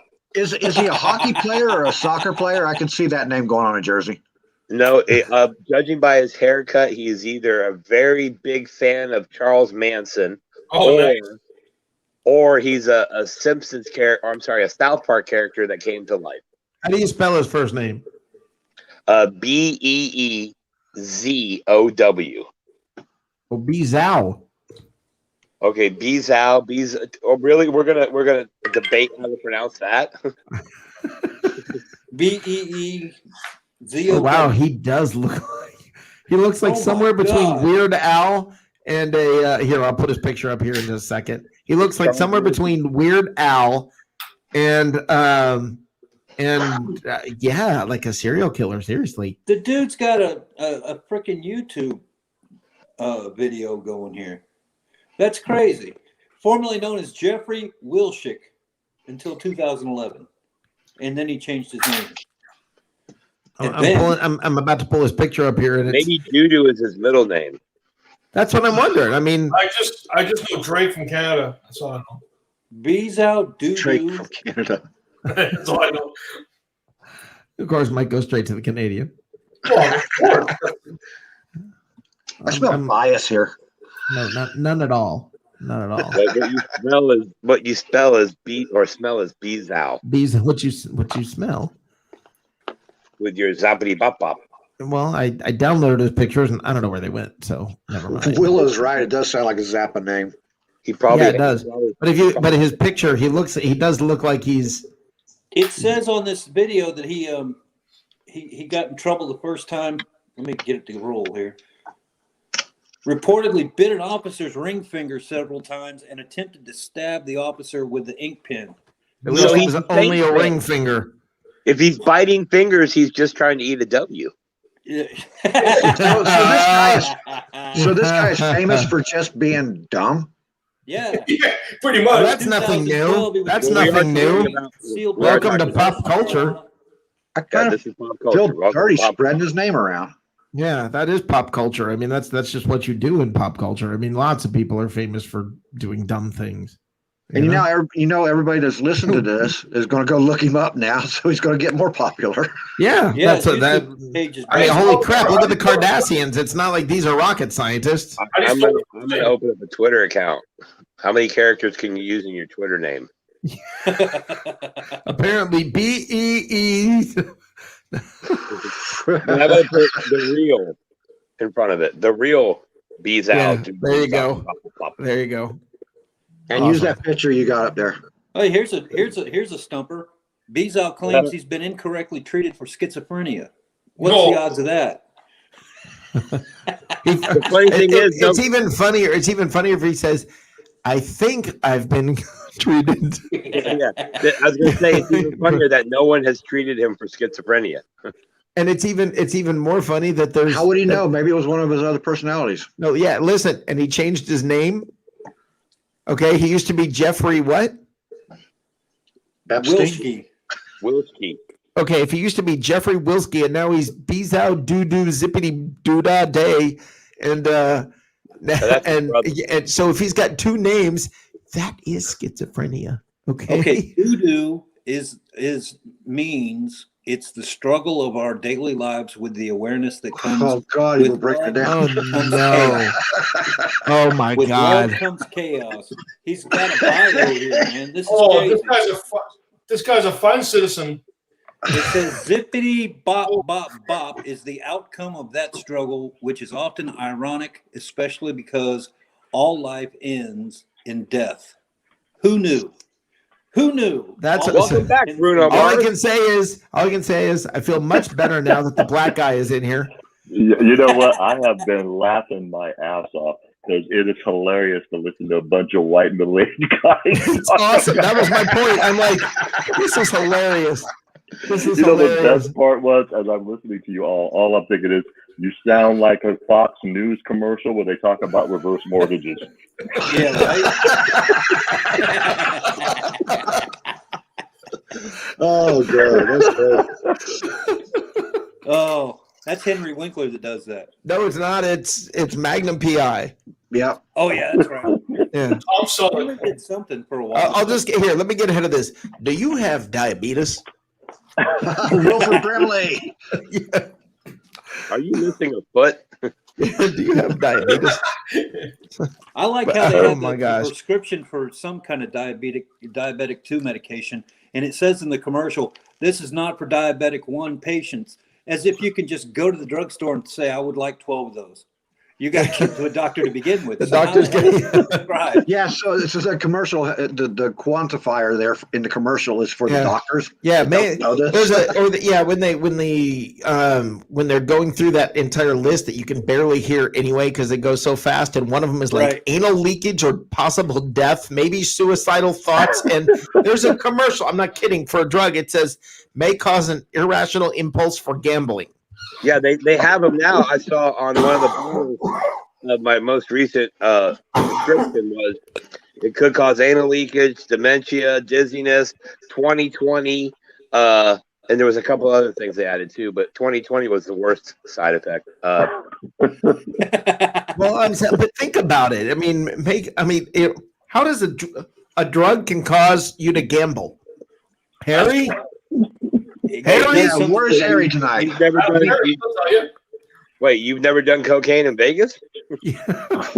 Well, Vegas causes you to be irrational and gamble. Oh, You sorry, know? that wasn't cocaine. It was marriage. Yeah, There you go. desert dander. that wasn't. Yeah, Okay, I'm definitely sending this show to Harry right now. yeah, yeah. Because I mean, but seriously, there's a drug out there, and if somebody Google this, but somebody Google drug side effect causes gambling, and there's going to be a drug out there that you guys have seen commercials for. That's literally that's a cause. I mean, that's a side effect. It's weird. If any of you guys are out there Googling, when you put in drugs with side effect, let me know if anal leakage popped up first for you like it did for me. Anal leakage? Yeah, here you go. Here you go. You ready? This drug appears to lead to compulsive behaviors in some people. This may include hypersexuality, binge eating, shopping addiction, and compulsive gambling. Nice. I'm down with the hypersexuality. That would work. Only super straight. Oh yeah, absolutely. But only for super straights, absolutely. Yeah, and here's a Parkinson's drug that may lead to excessive gambling. Abilify. Abilify, yeah. That's Yeah. how I just found that. Rick, Rick, yes, you're getting dangerously close to a Fox News commercial. I'm just telling you right now. Well, I'm just I'm fiddling through that, and as I'm going through it, I'm like, how can that be a side effect of a drug? I mean, anal leakage. Uncontrollable Okay, it's a urges. physical. Yeah, it's a physical thing, but Uncontrollable urges to gamble, binge eat, shop, and have sex have been reported with the use of the antipsychotic drug commonly known as Abilify. And this is generics. apparently it should have been Enableify. But I clicked Abilify on the cereal. So it attacks the center of the brain right now that's got a deal on it where it says an infection of the peridium could cause death. Oh, those hurt.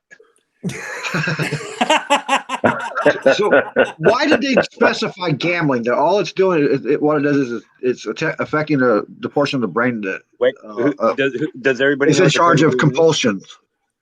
What does everybody know what the peridium is? Look that up, guys. Oh man, it's not even good. It's the devil's driveway, bro. So is this all for NFL free agency? Look My it up. 13-year-old came to me one day and said, "Well, what is that?" Rick, There's the question. look it up, buddy. Don't be shy. It's okay. No, I'm trying to run my show. Oh, okay. I rely on you guys to do that and tell me. Hey, everyone in comments. That's right. This is the retirement hour. Welcome to you by Peridium Adult Talk with the. Depends. Welcome to Peridium Talk with the dude. The distinct outer layer of the spore-bearing organ in many fungi. A peridium? Yeah. No. Wrong. Dude, you told me to look it up. I just Googled it. Okay. Wow, that was wow. What was your spelling on that one? Peridium. Google corrected me. And it said it was something to do with a spore? The distinct outer layer of the spore-bearing It's an outer in layer, many all right. fungi. I'm just telling you what it says. In certain circumstances, it's the on or off ramp, depending on which exit you take. Okay. Not good. Hey, Mike. Yo. Mike, not that there's anything wrong with this, but I'm just curious. Why is your hat gay? Oh dear. No, that's the breast cancer awareness one. That was the whole thing. They painted all over the I thought breast sidelines. cancer awareness was pink. Well, oh no, it's just cancer. It was just cancer awareness. The NFL did a whole thing. They had that painted in the sidelines and the end zones and all kinds of things. Okay, I missed all of that. I thought he just See, and look at him making fun of white people. It's in October. Look at him making fun of white people. You know, Rick, black people get cancer too. I know, and you're making fun of white people. No, just the hat. Because I'm super straight, so just the hat was kind of talking. Yeah, that's what it is. It's the fact that he's super straight. The hat bothered him. I want to see some of Steven's pictures from the 70s, man. Okay. Dude, bro. I was no, Mike, real. we all actually like that I hat. was straight up Soul Train. I'm not going to joke. Mike, do not worry about the super straight homophobe over here. I'm very.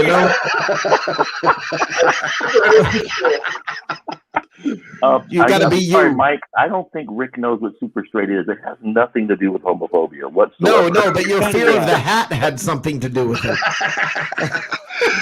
I want to see if I don't remember Steven ever being on the show at the same time as Harry.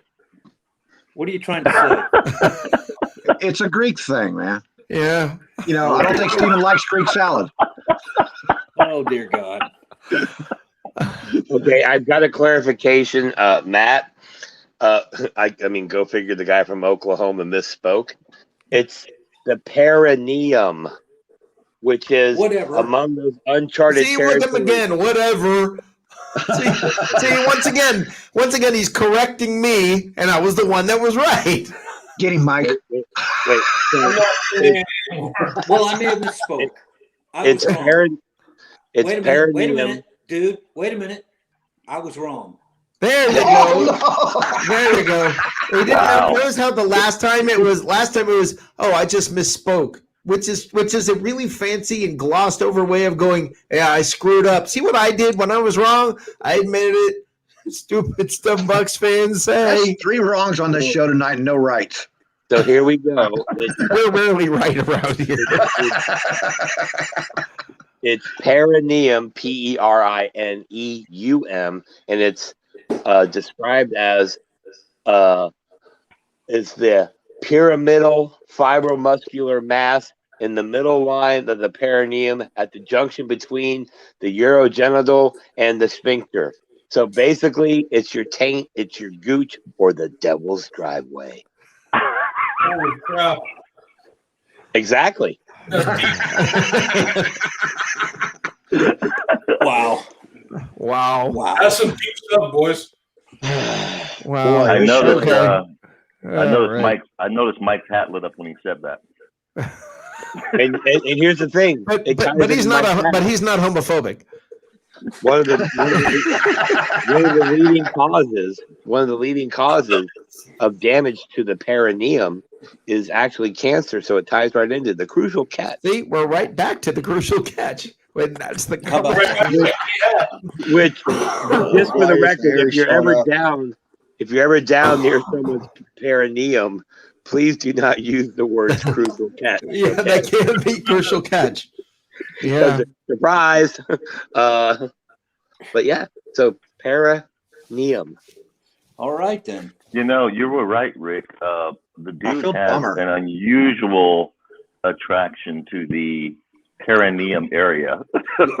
Well, he's been on potty humor all night.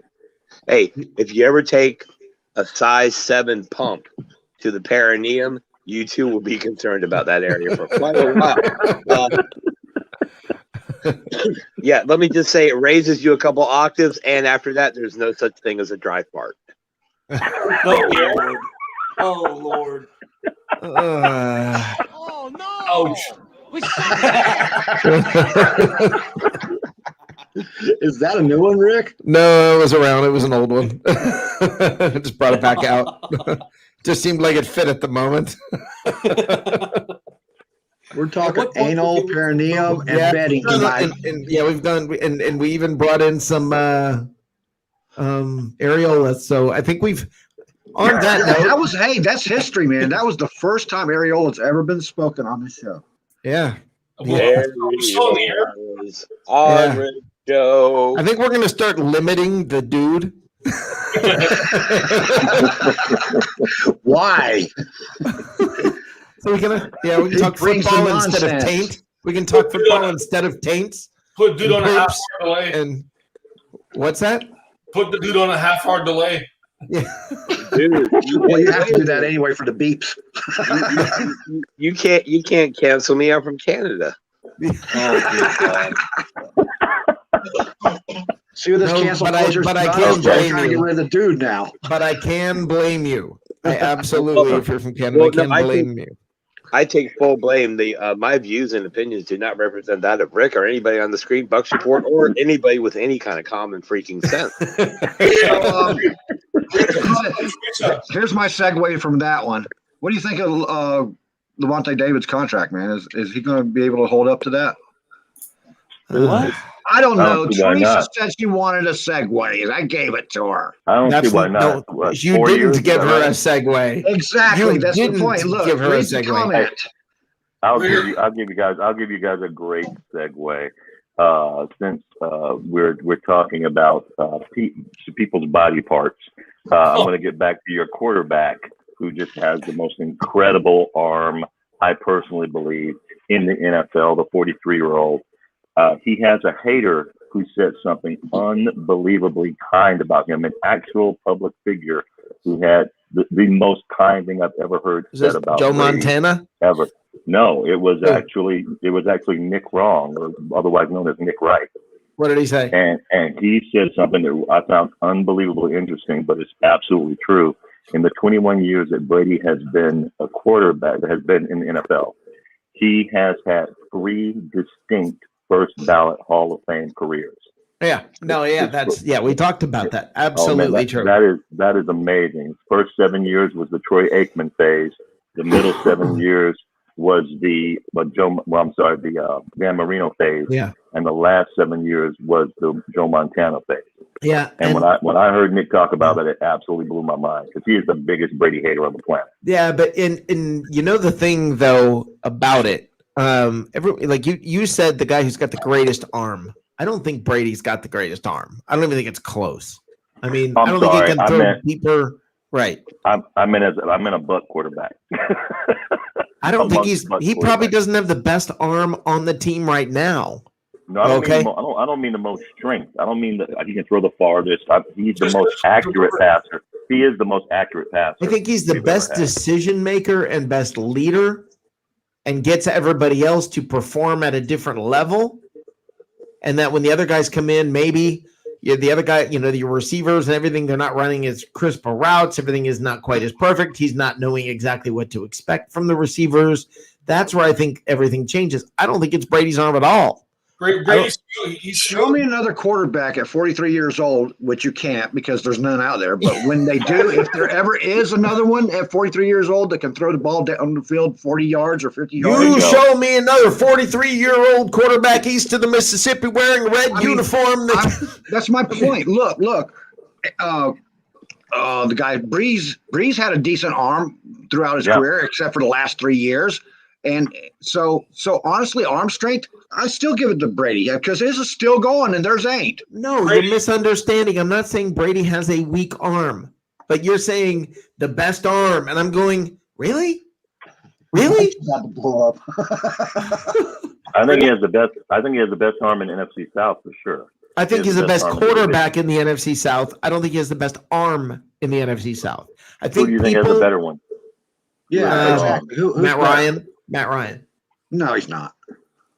I think if you gave Matt Ryan the other capabilities, the other abilities that, or let's put it this way, if you put Matt Ryan's arm on Tom Brady, oh my God, there would be an improvement. It would be phenomenal. Okay, that's not cutting down Brady, and this is what people don't understand. Okay, it's not the guy's physical ability that gets him to do what he's doing. It's not his arm strength. I'm not saying he has no arm strength. Do you guys understand this? To say that he doesn't have the strongest arm doesn't mean I'm saying he has a weak arm. This is what everybody does on freaking social media. It's like it's that post I put up there. It's that meme I put up there. If you say, I don't really like orange juice, it's or they're like. Or if I say, I do like orange juice, oh, so you don't like grapefruits. I mean, you guys have to automatically turn it as though I'm saying something negative about something. I'm not turning it about negativity. I'm trying to tell you that I think Brady's arm is better than Matt Ryan's. That's all I'm saying. You really believe he's got a stronger, better, more accurate arm than Matt Ryan? Accurate, I yes. believe it's more accurate, yeah. I think he's better decision maker. I think he's so much of a better decision maker on where to throw the ball, and he gets his receivers to run very specific and precise routes. I think the thing that happens with Brady is he knows exactly where the receivers are going to be. And I don't believe that other quarterbacks have the ability to get that out of the receivers so that when they're throwing the ball, okay, it might look like they're off, whatever. It's because they're not in sync like Brady manages to get with his receivers.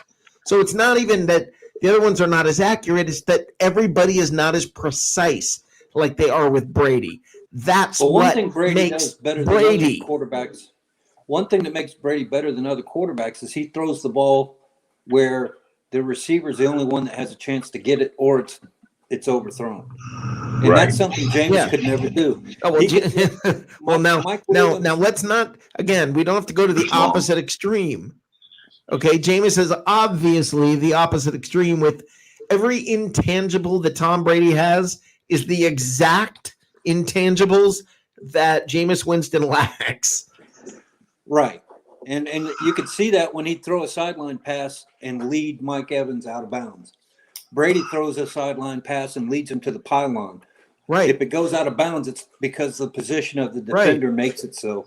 Right. He has the ability to read that and understand what's going to happen next. But I think it's people are forgetting how good Matt Ryan is because we hate the team that he's on. Matt Ryan's his average yard air time is 13 yards last year. Julio Jones was out injured like always. Wait a minute. Listen to me. In 2016, his average was 21 yards. Okay, so again, I'll repeat myself. Julio Jones was out almost all of last year. He had one guy, and 2016 was 21 yards it was his longest. I get it. Average 2016, Dirk Cutter, and that was his best. Johnny, Dirk Cutter wasn't the offensive coordinator at that point. Okay, you're looking at Dirk Cutter as his offensive coordinator. Yeah, sorry that didn't work out well. What a shock. 2016 was his best.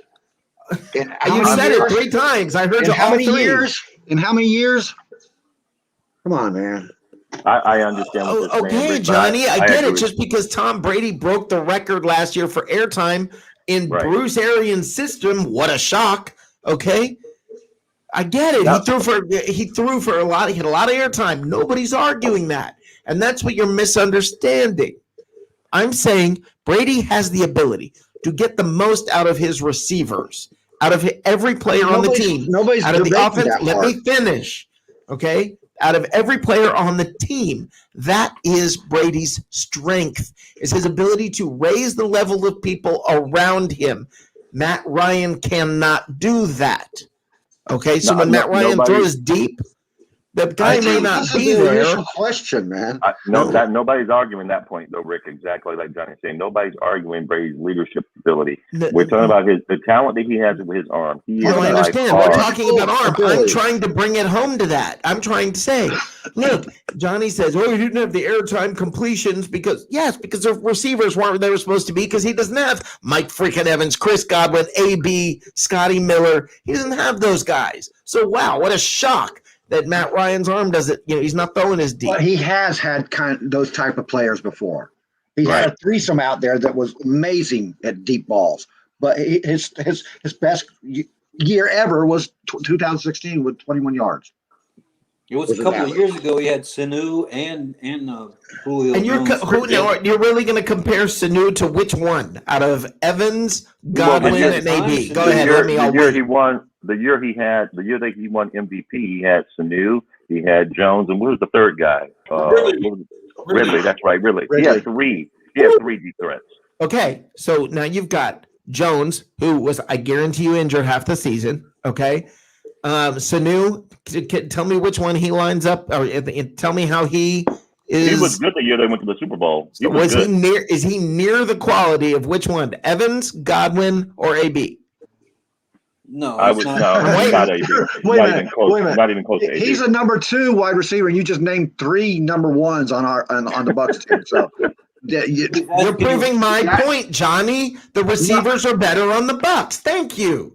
You just went exactly with what I was saying. The same receivers and put them with a quarterback that don't have that kind of throwing ability, and they're not going to be who you're saying they are. I'm saying if you had those 3 receivers that Matt Ryan had, you would not see the same production that you saw Brady on with the Bucs this year. Brady had a special group of people. You've got the best quarterback in the history of football, okay, with probably the best receiving trio in the history of football, with the best tight end in the history of football. Okay, when you have all of that together, and then you go, Brady had the longest air yards, like that's his specialty is deep passing air yards. It's not. It could have been if he'd have been allowed to play the way he wanted to, because he has always said that he would like to throw the ball downfield. That's why he kept going after those guys and bringing them to the Patriots. He likes to throw the ball downfield. That's not going to be his strength. That's not his best. It's not that he can't throw downfield, because this is what happens. If I sit here and say that's not his specialty, he wants to throw downfield. Of course he freaking does, but that's not what he does best. Okay, what he does best is raise the level of play of everyone else on the team, offense and defense. He was doing pretty well when he had Randy Moss. Yeah, I'm not saying he can't throw deep. Good God, are you deaf? Are you, man? I'm saying he can throw deep, but that's not his greatest strength. You just covered him over with the Matt Ryan has stronger arm. I don't believe he does. Yeah, I don't think so either. And that's it. But your argument was you want to get an arm wrestling championship to find out or what, man? No, but your argument about in 2016. I'm giving you all the stats I can give you. If you don't want to, I understand, but they've got to apply. They do apply. No, you're comparing apples and oranges, Johnny. Oh, whatever, man. What was Tom Brady's? Before this year? What was Tom Brady's greatest yards per in the air? Oh, I bet you he had quite a few good yards in the air because I'm looking it up. Okay, because he's had some really good But you got deep breaths there. it's tough to compare that though, because he wasn't really allowed to throw down the field as much in New England. Exactly. That's what I was trying to get at. It was the scheme. It wasn't that they didn't trust that he couldn't do it. They didn't scheme it that way. Johnny's the And one that's what he's saying, been look at saying the the whole stats. way. You know, you're not taking into account Matt Ryan's scheme that he's involved in. You're not comparing. This is why I'm trying to tell you you're comparing apples and oranges. You just proved my point, Stephen. Okay? You can't compare the two by looking at those stats. That's my point. Read what Willow Meadowbrook just said, because I agree. I agree that Brady has the best arm out of Bridgewater, Ryan, and Winston. No matter the receivers, distance, accuracy, Brady is the best. Not distance. Come on. Brady completed a 61-yard pass to Deion Branch in 2012. You just changed the statistic now to bring up one long pass. Well, okay. I'm asking you, why is it before you brought up one stat? Look, if you're gonna bring up Matt Ryan's, 21 was his best, and I say what was Brady's before this year, I'm looking up Matt Ryan's best ever. I don't want Matt Ryan's best ever. I'm asking you for Brady's stats. Or are you trying to not give me that answer? No, you're putting it in a position where there's no debating with it about it. No, I'm asking a question. You can't prove it the way you're setting up the question. Johnny, you just brought up Matt Ryan's statistics and said, look at what it proves. You asked me to look up Tom Brady's Let me finish. 2012. Let me finish. You just said, look at Tom Brady's statistics. I mean, you said, look at Matt Ryan's statistics. 21 was his best ever. Look at what that proves. And I say, okay, what was Brady's? Well, you can't look at those statistics and say it proves anything. You just freaking did. No, you put words in my mouth. I didn't say. I said I showed you Matt Ryan's stats, and then you told me to look up Tom Brady's, and I did, and now you're blowing up again. What are Brady's stats? I asked you what are they, and you brought up he threw a 61-yard pass to this guy one game. You said what was Tom Brady's longest pass ever? No, I did not. No, I did not. Well, that's what I heard you say. I never said it, but it's kind of hard to argue on that one now, isn't it? But I mean, I said what was his longest yards? You said 21 for Matt Ryan. What was Brady's longest?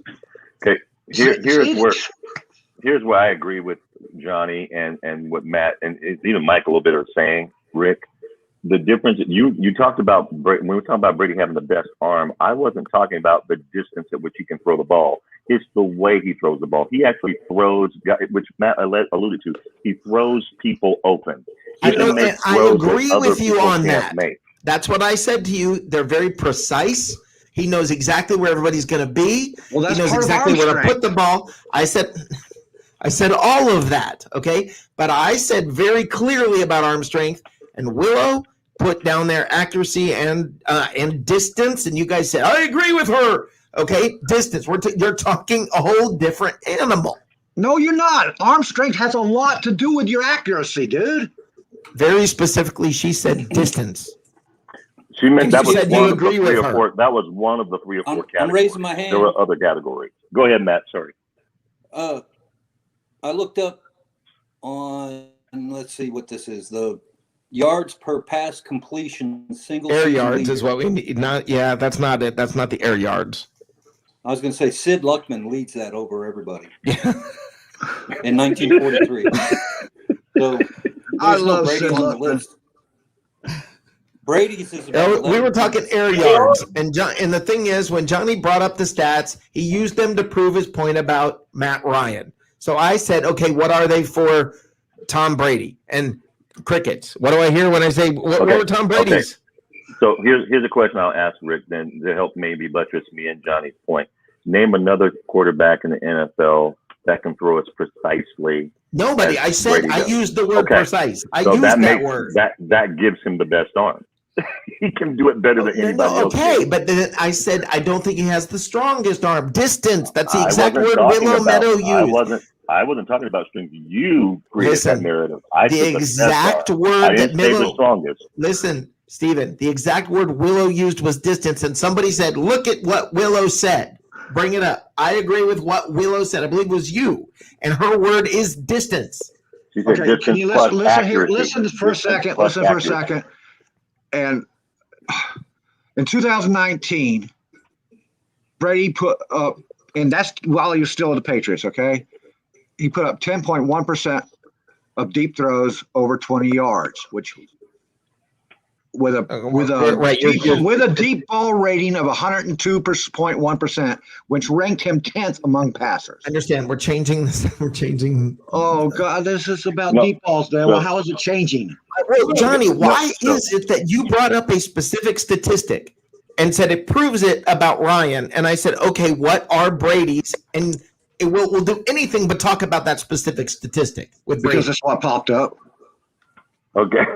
Well, Johnny, here's the deal. When I said the best arm, popping up. That doesn't sound right. It just seems.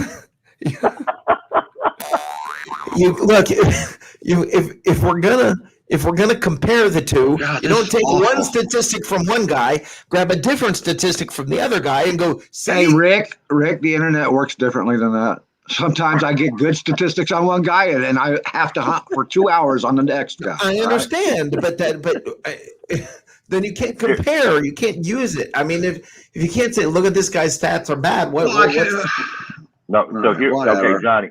Ranking 10th in the league in deep ball throws, I thought would be relevant to the fact that that was his worst year. What was Matt Ryan's? When you said I Brady gave was you 10th, Matt Ryan's 2013. when you said Brady was 10th, was Matt Ryan in front of him or behind him? Oh, good God. Yeah, that's completely irrelevant, isn't it? Let Matt do this for a while. I'm getting a headache. Hey, Johnny, And thank you, Teresa. How was that segue? Johnny, here's the deal. When this is how this got all screwed up. When I don't know why I'm yelling at my laptop. It can hear me anyway. When I said best arm, it got transferred into, well, I think Matt Ryan has a better arm and a stronger arm. I never said strength. I never said distance. I said best. Now, I was agreeing with you on that, and then I don't know. I went right along with the strength thing. Well, you guys went to it. You guys started saying yes, strongest. Did I not just admit that? And when that happened, well, you said I went along with it. But because strength is crucial to accuracy and deep ball throwing. And how many times did I say I'm not saying he cannot throw deep? How many times did I say it's not? That's where it got turned, is when you brought up Matt Ryan. I said it multiple times that it's not that he cannot throw deep. It's not that he cannot. I repeated myself over and over. And you guys, no. Can we all agree he's pretty good quarterback, Brady? He's what? We all agree he's a pretty good quarterback. He's the best that's ever played. No, I think Matt said. I think Mike said pretty. He's gorgeous, Mike. Absolutely. Okay, I see where we're going with this. Okay. Time to change hats. What's the hat?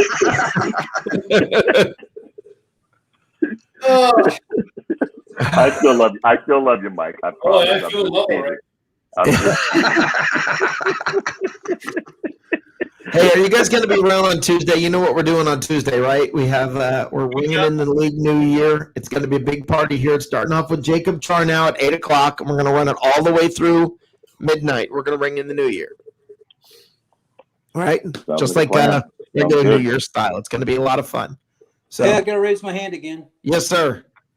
Okay, I finally figured out they call it advanced passing at the profootballreference.com. And in 2020, the number one quarterback for in-air yards per attempt was Matt Ryan. Number two was Tom Brady. Yeah, all right, a champ, but what was his completion percentage? Again, we were the argument turned into strength, not what you're getting to. Okay, I said, as I've said, strength has everything to do with accuracy. Okay, I'm not going down that road. Yeah, if you can't put this air yards, Willow put it perfectly. Willow, thank you, Willow. This is perfect. Willow, what are Brady? Where is it? Oh, hold on, did I just lose it? Oh, you lost it already. Yeah, what are Brady's best average air yards is what Rick is asking, because that's what Johnny Dean brought up earlier. So all I'm doing is saying 9.1 average air yards. Okay, that's what you brought up about Ryan and said 1 year he had 21. No, Was yours- he's looking at. I know what he's looking at. He's looking at the average game year. He's not looking at average air yards. Right. He's looking Per at year. game Yeah. air yards, and that takes into account all the short passes. That Right. he's doing. Right. Right. No. Yeah. The average air yards per season, and that's a whole different stat. It doesn't matter. The point of the matter, we all agree that Brady's good. Okay. We all agree with that. There's no doubt about that. Yeah, potential. I'd rather have Brady than Matt Ryan. Matt Ryan doesn't have the tangible that Brady has. Brady What's knows that, how to Matt? walk into a locker room and say, "We're going to get a Super Bowl, guys. If you just get your heads out of your collective asses and beat these Atlanta Falcons, we can win the rest of the year." And That's somehow or what another, I that's think what is happened. Brady's greatest strength, not And his that's- arm strength. You cannot coach that. You Right. cannot teach that in an Well- OTA. It's just the way a person is. That's when I say, do you remember how earlier in the It's year? a combination of physical and mental abilities, though. There is two Yes. aspects. You can't throw the ball with There's your brain. something else. I to am it, not Rick. saying he doesn't have physical abilities. I am saying, I don't know how to say that any more clear, repeatedly. Okay. But the I thing just is, think you're what I keep overlooking- trying to say is his greatest strength is this. And if you remember early in the season, somebody said that they don't want to run the route wrong. And when they do run the route a little bit wrong, Brady's out there correcting them, telling them exactly where their ass needs to be on each route. He's coaching them. Arians made comments about it. He's getting the receivers to the right place so that when he throws the ball there, it's going to be complete or not intercepted. Okay? That's- Agreed. And something But- else that he has that Yeah. no other quarterback in the league has, it's unique to him because of his age. Most of the people on the roster grew up watching him win Super Bowls. And you can't tell Yeah, you can't. a player not to pay attention to somebody who won 3 Super Bowls in a row while they were Yeah, in grade but he had this going back years. That's how he got to this many Super Bowls. Is he got his drive and the way he lived obsessive compulsive towards winning, what he became. And I don't know what happened to him because something obviously happened to him that changed him. Okay, he physically changed, he mentally changed, something changed him.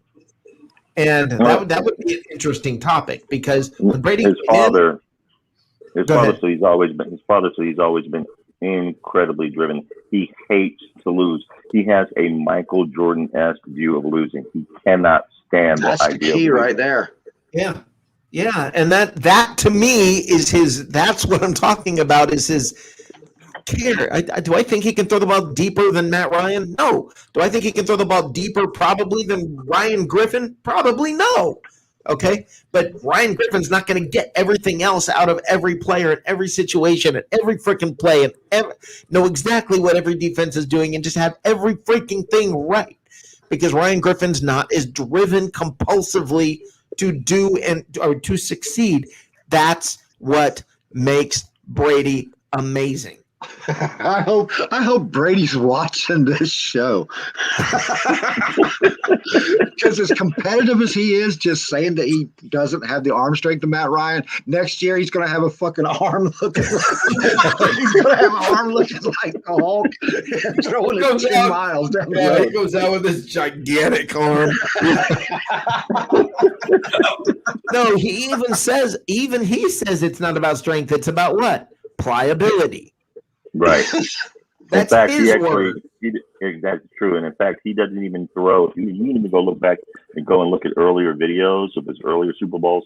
He does not have the same technique when he throws now that he did then. He did a lot like what Tiger did. He absolutely changed his technique in order to be able to throw. That's true, too, and you can better. He looks so smooth in delivery, like just Yeah. when he's sitting in the pocket, in a clean pocket, he looks just like a well, The only guy that I think I've seen throw a smoother pass like that, or just throw a smoother pass, and I've never seen anybody like it, is Patrick Mahomes.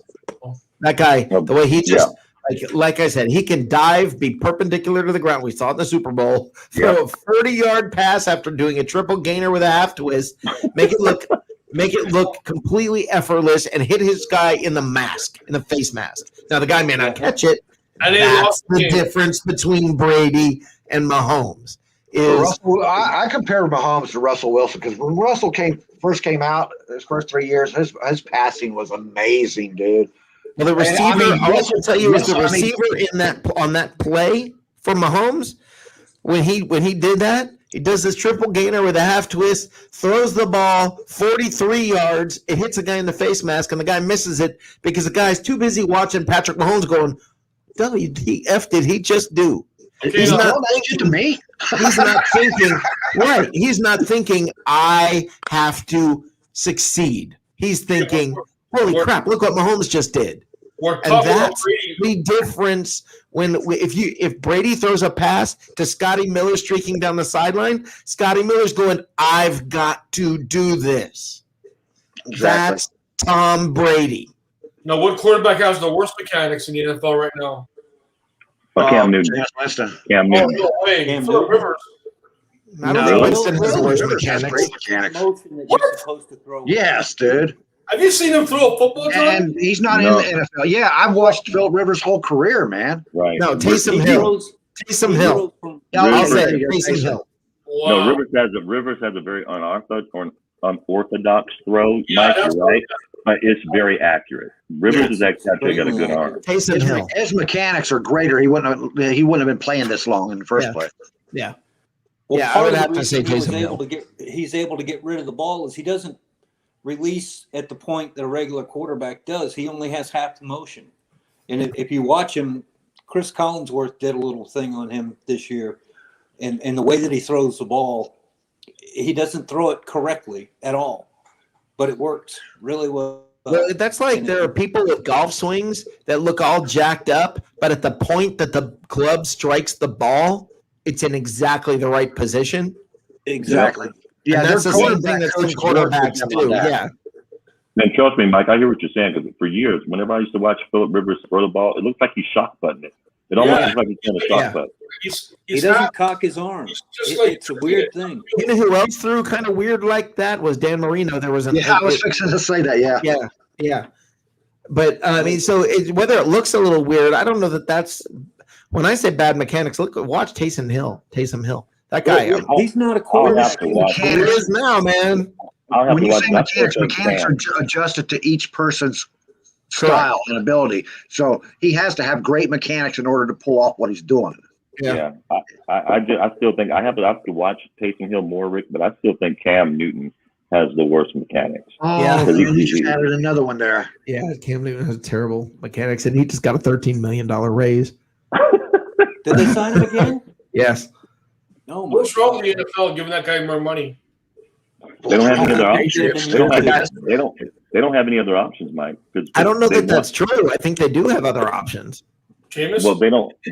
Who wants to come there? Who would want to come there as a quarterback and play? Yeah, he I doesn't. think they have draft capital they could use to move up and get one of these other quarterbacks, dude. Yeah, but you But don't that's want to the problem. necessarily start with a guy, straight out of the draft there. You Exactly. need a bridge. They got Cam because Cam's popular, and they believe he can bring wide receiving free agents there. That's why they stuck with Cam. He It can is Otherwise, throw they- safe to those- say. It is safe He to could- say New England is done because Cam is not going to lead that team. He's I not mean, accurate. Do you He really couldn't honestly saddle think Barnes that and gave him Cam power. Newton will draw wide receivers to them? He's a There'll runner. be Man. certain. No, I agree, but I think there's certain people who like Cam. He's very well liked, so there may be some people who may be willing to go there. But I think the real People draw. love is my in Cam. grandma, but I don't want him throwing the ball. I don't want to throw the ball to him. I mean, yeah, friendship's one thing, man, and respect is one thing, but you got to think about your own career too, man. No, I agree. The real magnet is now in Tampa. And Yes. that's the deal. But Yeah. the good fortune we have is that we don't really need any wide receivers. How's the running here. back position going to play out? I think Fournette's going to stay. I think Fournette's going to stay.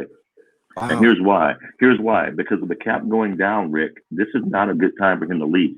He's I not going to agree. get paid. You're correct. He's not going to This get is- paid. It's a He'll bad stay year for to be a one- free agent. He'll stay for one more year, and then he'll leave next year.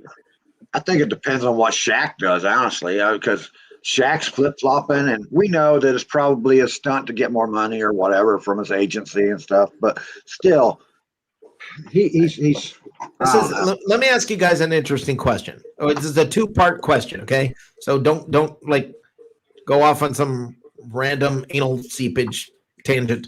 Stick with this, okay? I All right. mean, dude, The first question: The first question is, how committed to Fournette do you think the Bucks are? Matt, you go first. How committed to Fournette are the Bucks? I'd say about 60-40. Hey, Mike? They want him, but they don't love him. So I'll say 50-50. Okay, Johnny? Oh, I say I'm going to be with Matt on that one. I think the Bucks like him now better than they did before. I think they had a heart-to-heart with him, sat down with him after they were about to cut him, and I think maybe some of it got into his brain, and maybe I can't say I wasn't there. So okay, Steven? I'm going to say 70. I'm going to say 70-30, and the reason why I believe it's that high, or even 75-25, is because I think Brady wants him. Brady likes Fournette. He likes Fournette more than he likes Rojo. Well, let me ask you this: now let's flip the script. How committed to the Bucks do you think Fournette is? Ooh. Wow. 28 with you, Matt. He's basically out for himself. He's a mercenary right now.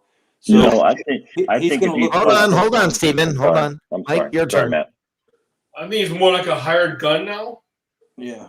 Kind of. Okay, Johnny? I think it's about 60-40 that way too. Okay, Steven? I would say 50-50 because I think he would be more committed if he knew he was going to get more carries. So he's not that committed. You're saying he'd be more committed if, right? Right. That's what I said. Okay. It's 50-50. Right, okay. So that's fair. I don't think their playbook works for that. I don't believe that Arians is ever going to be the guy that says we got Earl Campbell and we're going to go with him till he I don't dies. know. He did it. No, he was committed to one running back, David Johnson, pretty much in Arizona. But that's not what Brady does. I mean, the game plan changes with Brady. From game to game, you run it.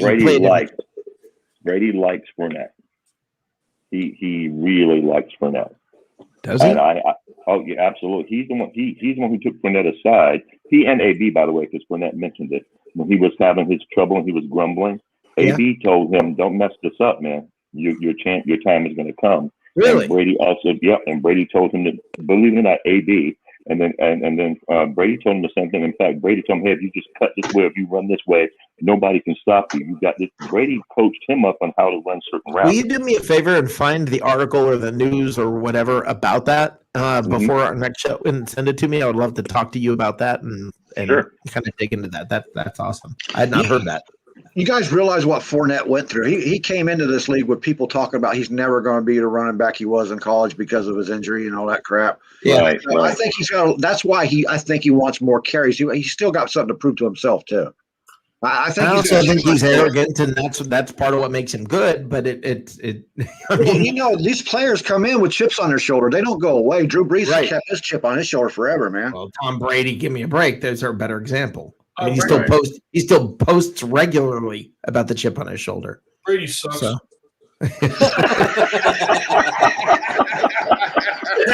I said he's got a weak arm. Yeah, he can't deep ball. Yeah. Anyway. Can't All right, guys, Listen, we've gone 2.5 hours. I'm going to go ahead and shut this thing down. Come Anybody on, want Dad. to? I just ordered pizza. Jesus Christ.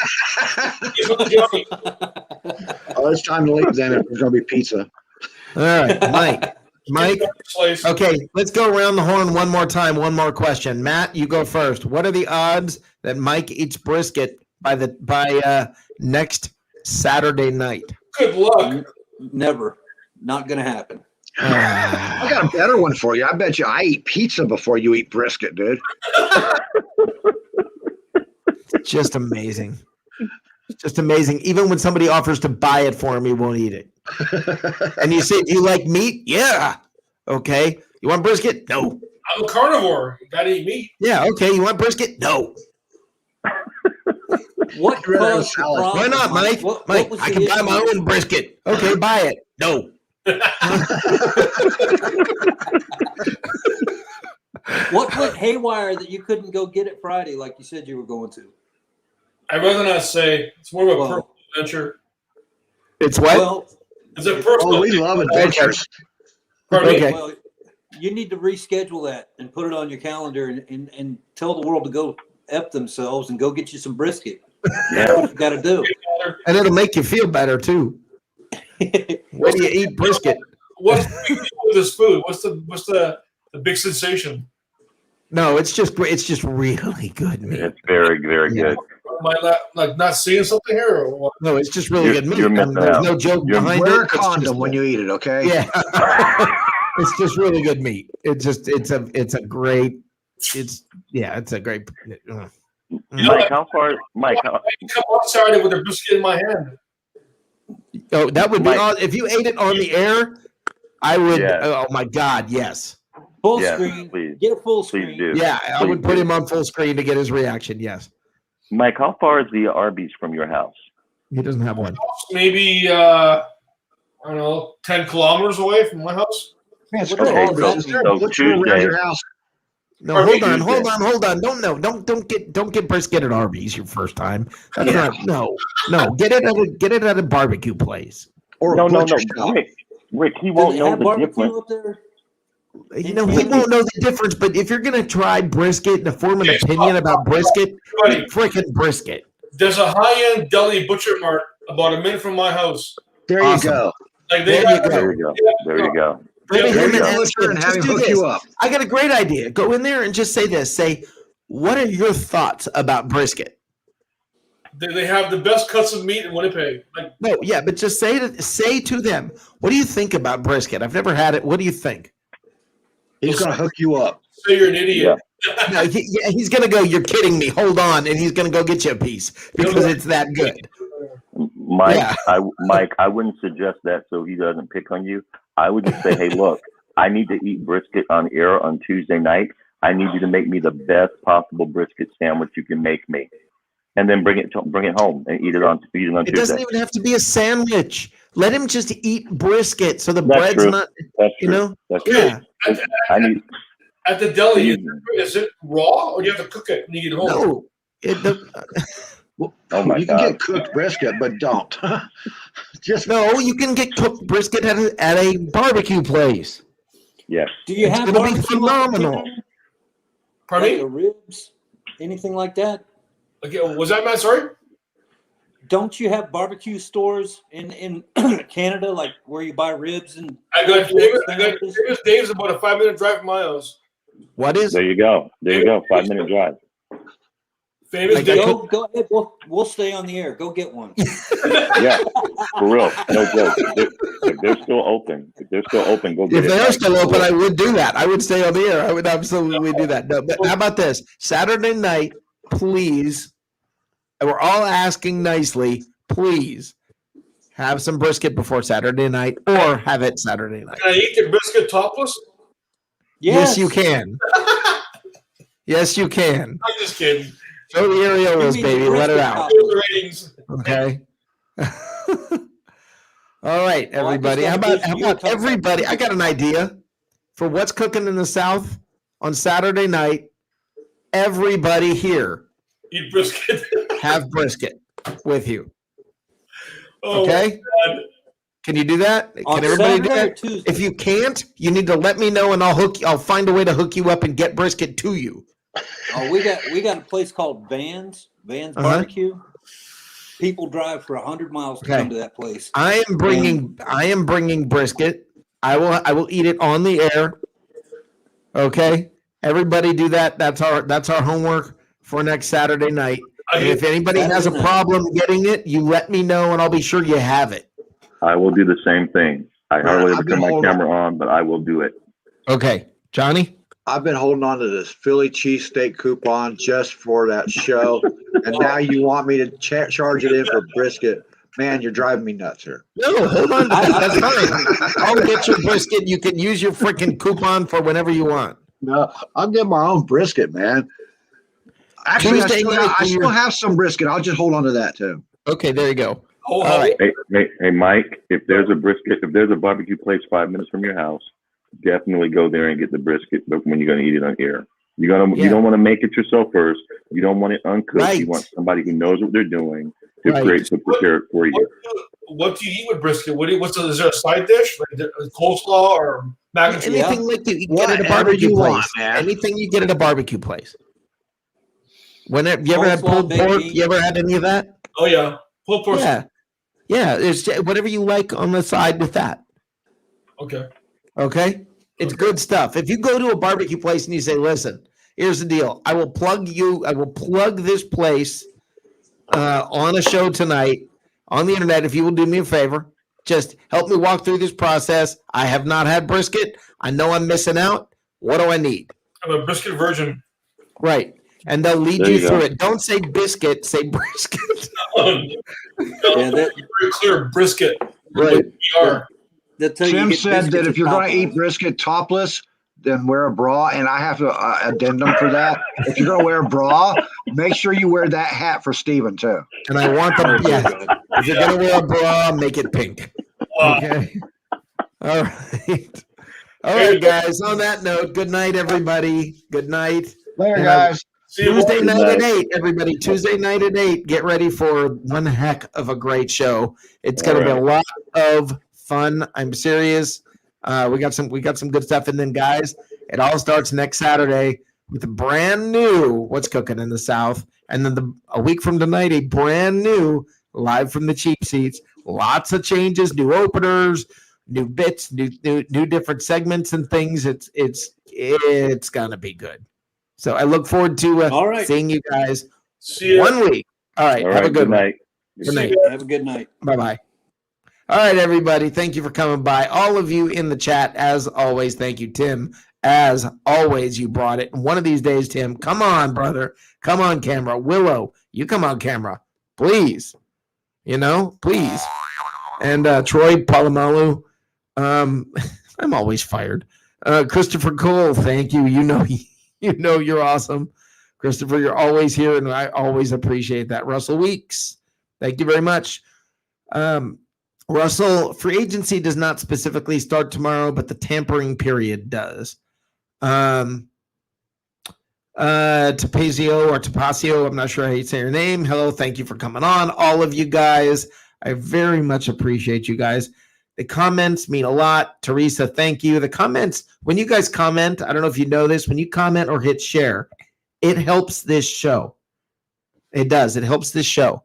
So when you hit share, you're doing a big favor to me and to this show and to this show's success. And even when you comment, just comment and say hey to us or whatever, you're helping this show. And I really very much appreciate that when you do that. The number of comments helps us in with Facebook exposure. So the more you comment, the better. Thank you. I appreciate you guys very much. And I want you guys to have a great night. I look forward to seeing you on Tuesday night. And then next week, let's get it on. Have a good night. Come on now, we ain't done. We talked about that. Let's play harder. Let's play tougher, harder, tougher, everything. Easy. Come on, boys, let's go now. New year, new team, TB12 on the scene. He throw the rock up the ground, straight down to the seam.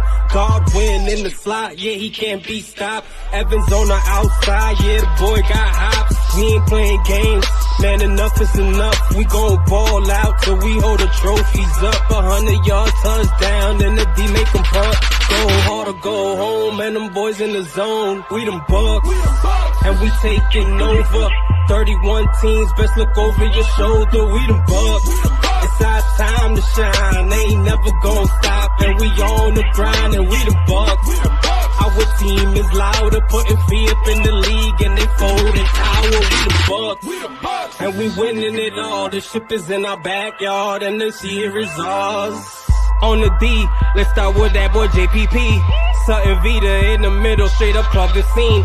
David is so underrated, I can't believe. We got White, he be a rookie, but he a beast. Shaq gon' bust you in attack, bully the line, deliver the sack. Young girl talking all that smack, Murphy Davis in the back. Dean and Whitney never lack, I'm just giving you the facts. This our year and this a fact. I'm just giving you the facts, this our year. We them Bucks, and we taking over. 31 teams, best look over your shoulder. We them Bucks.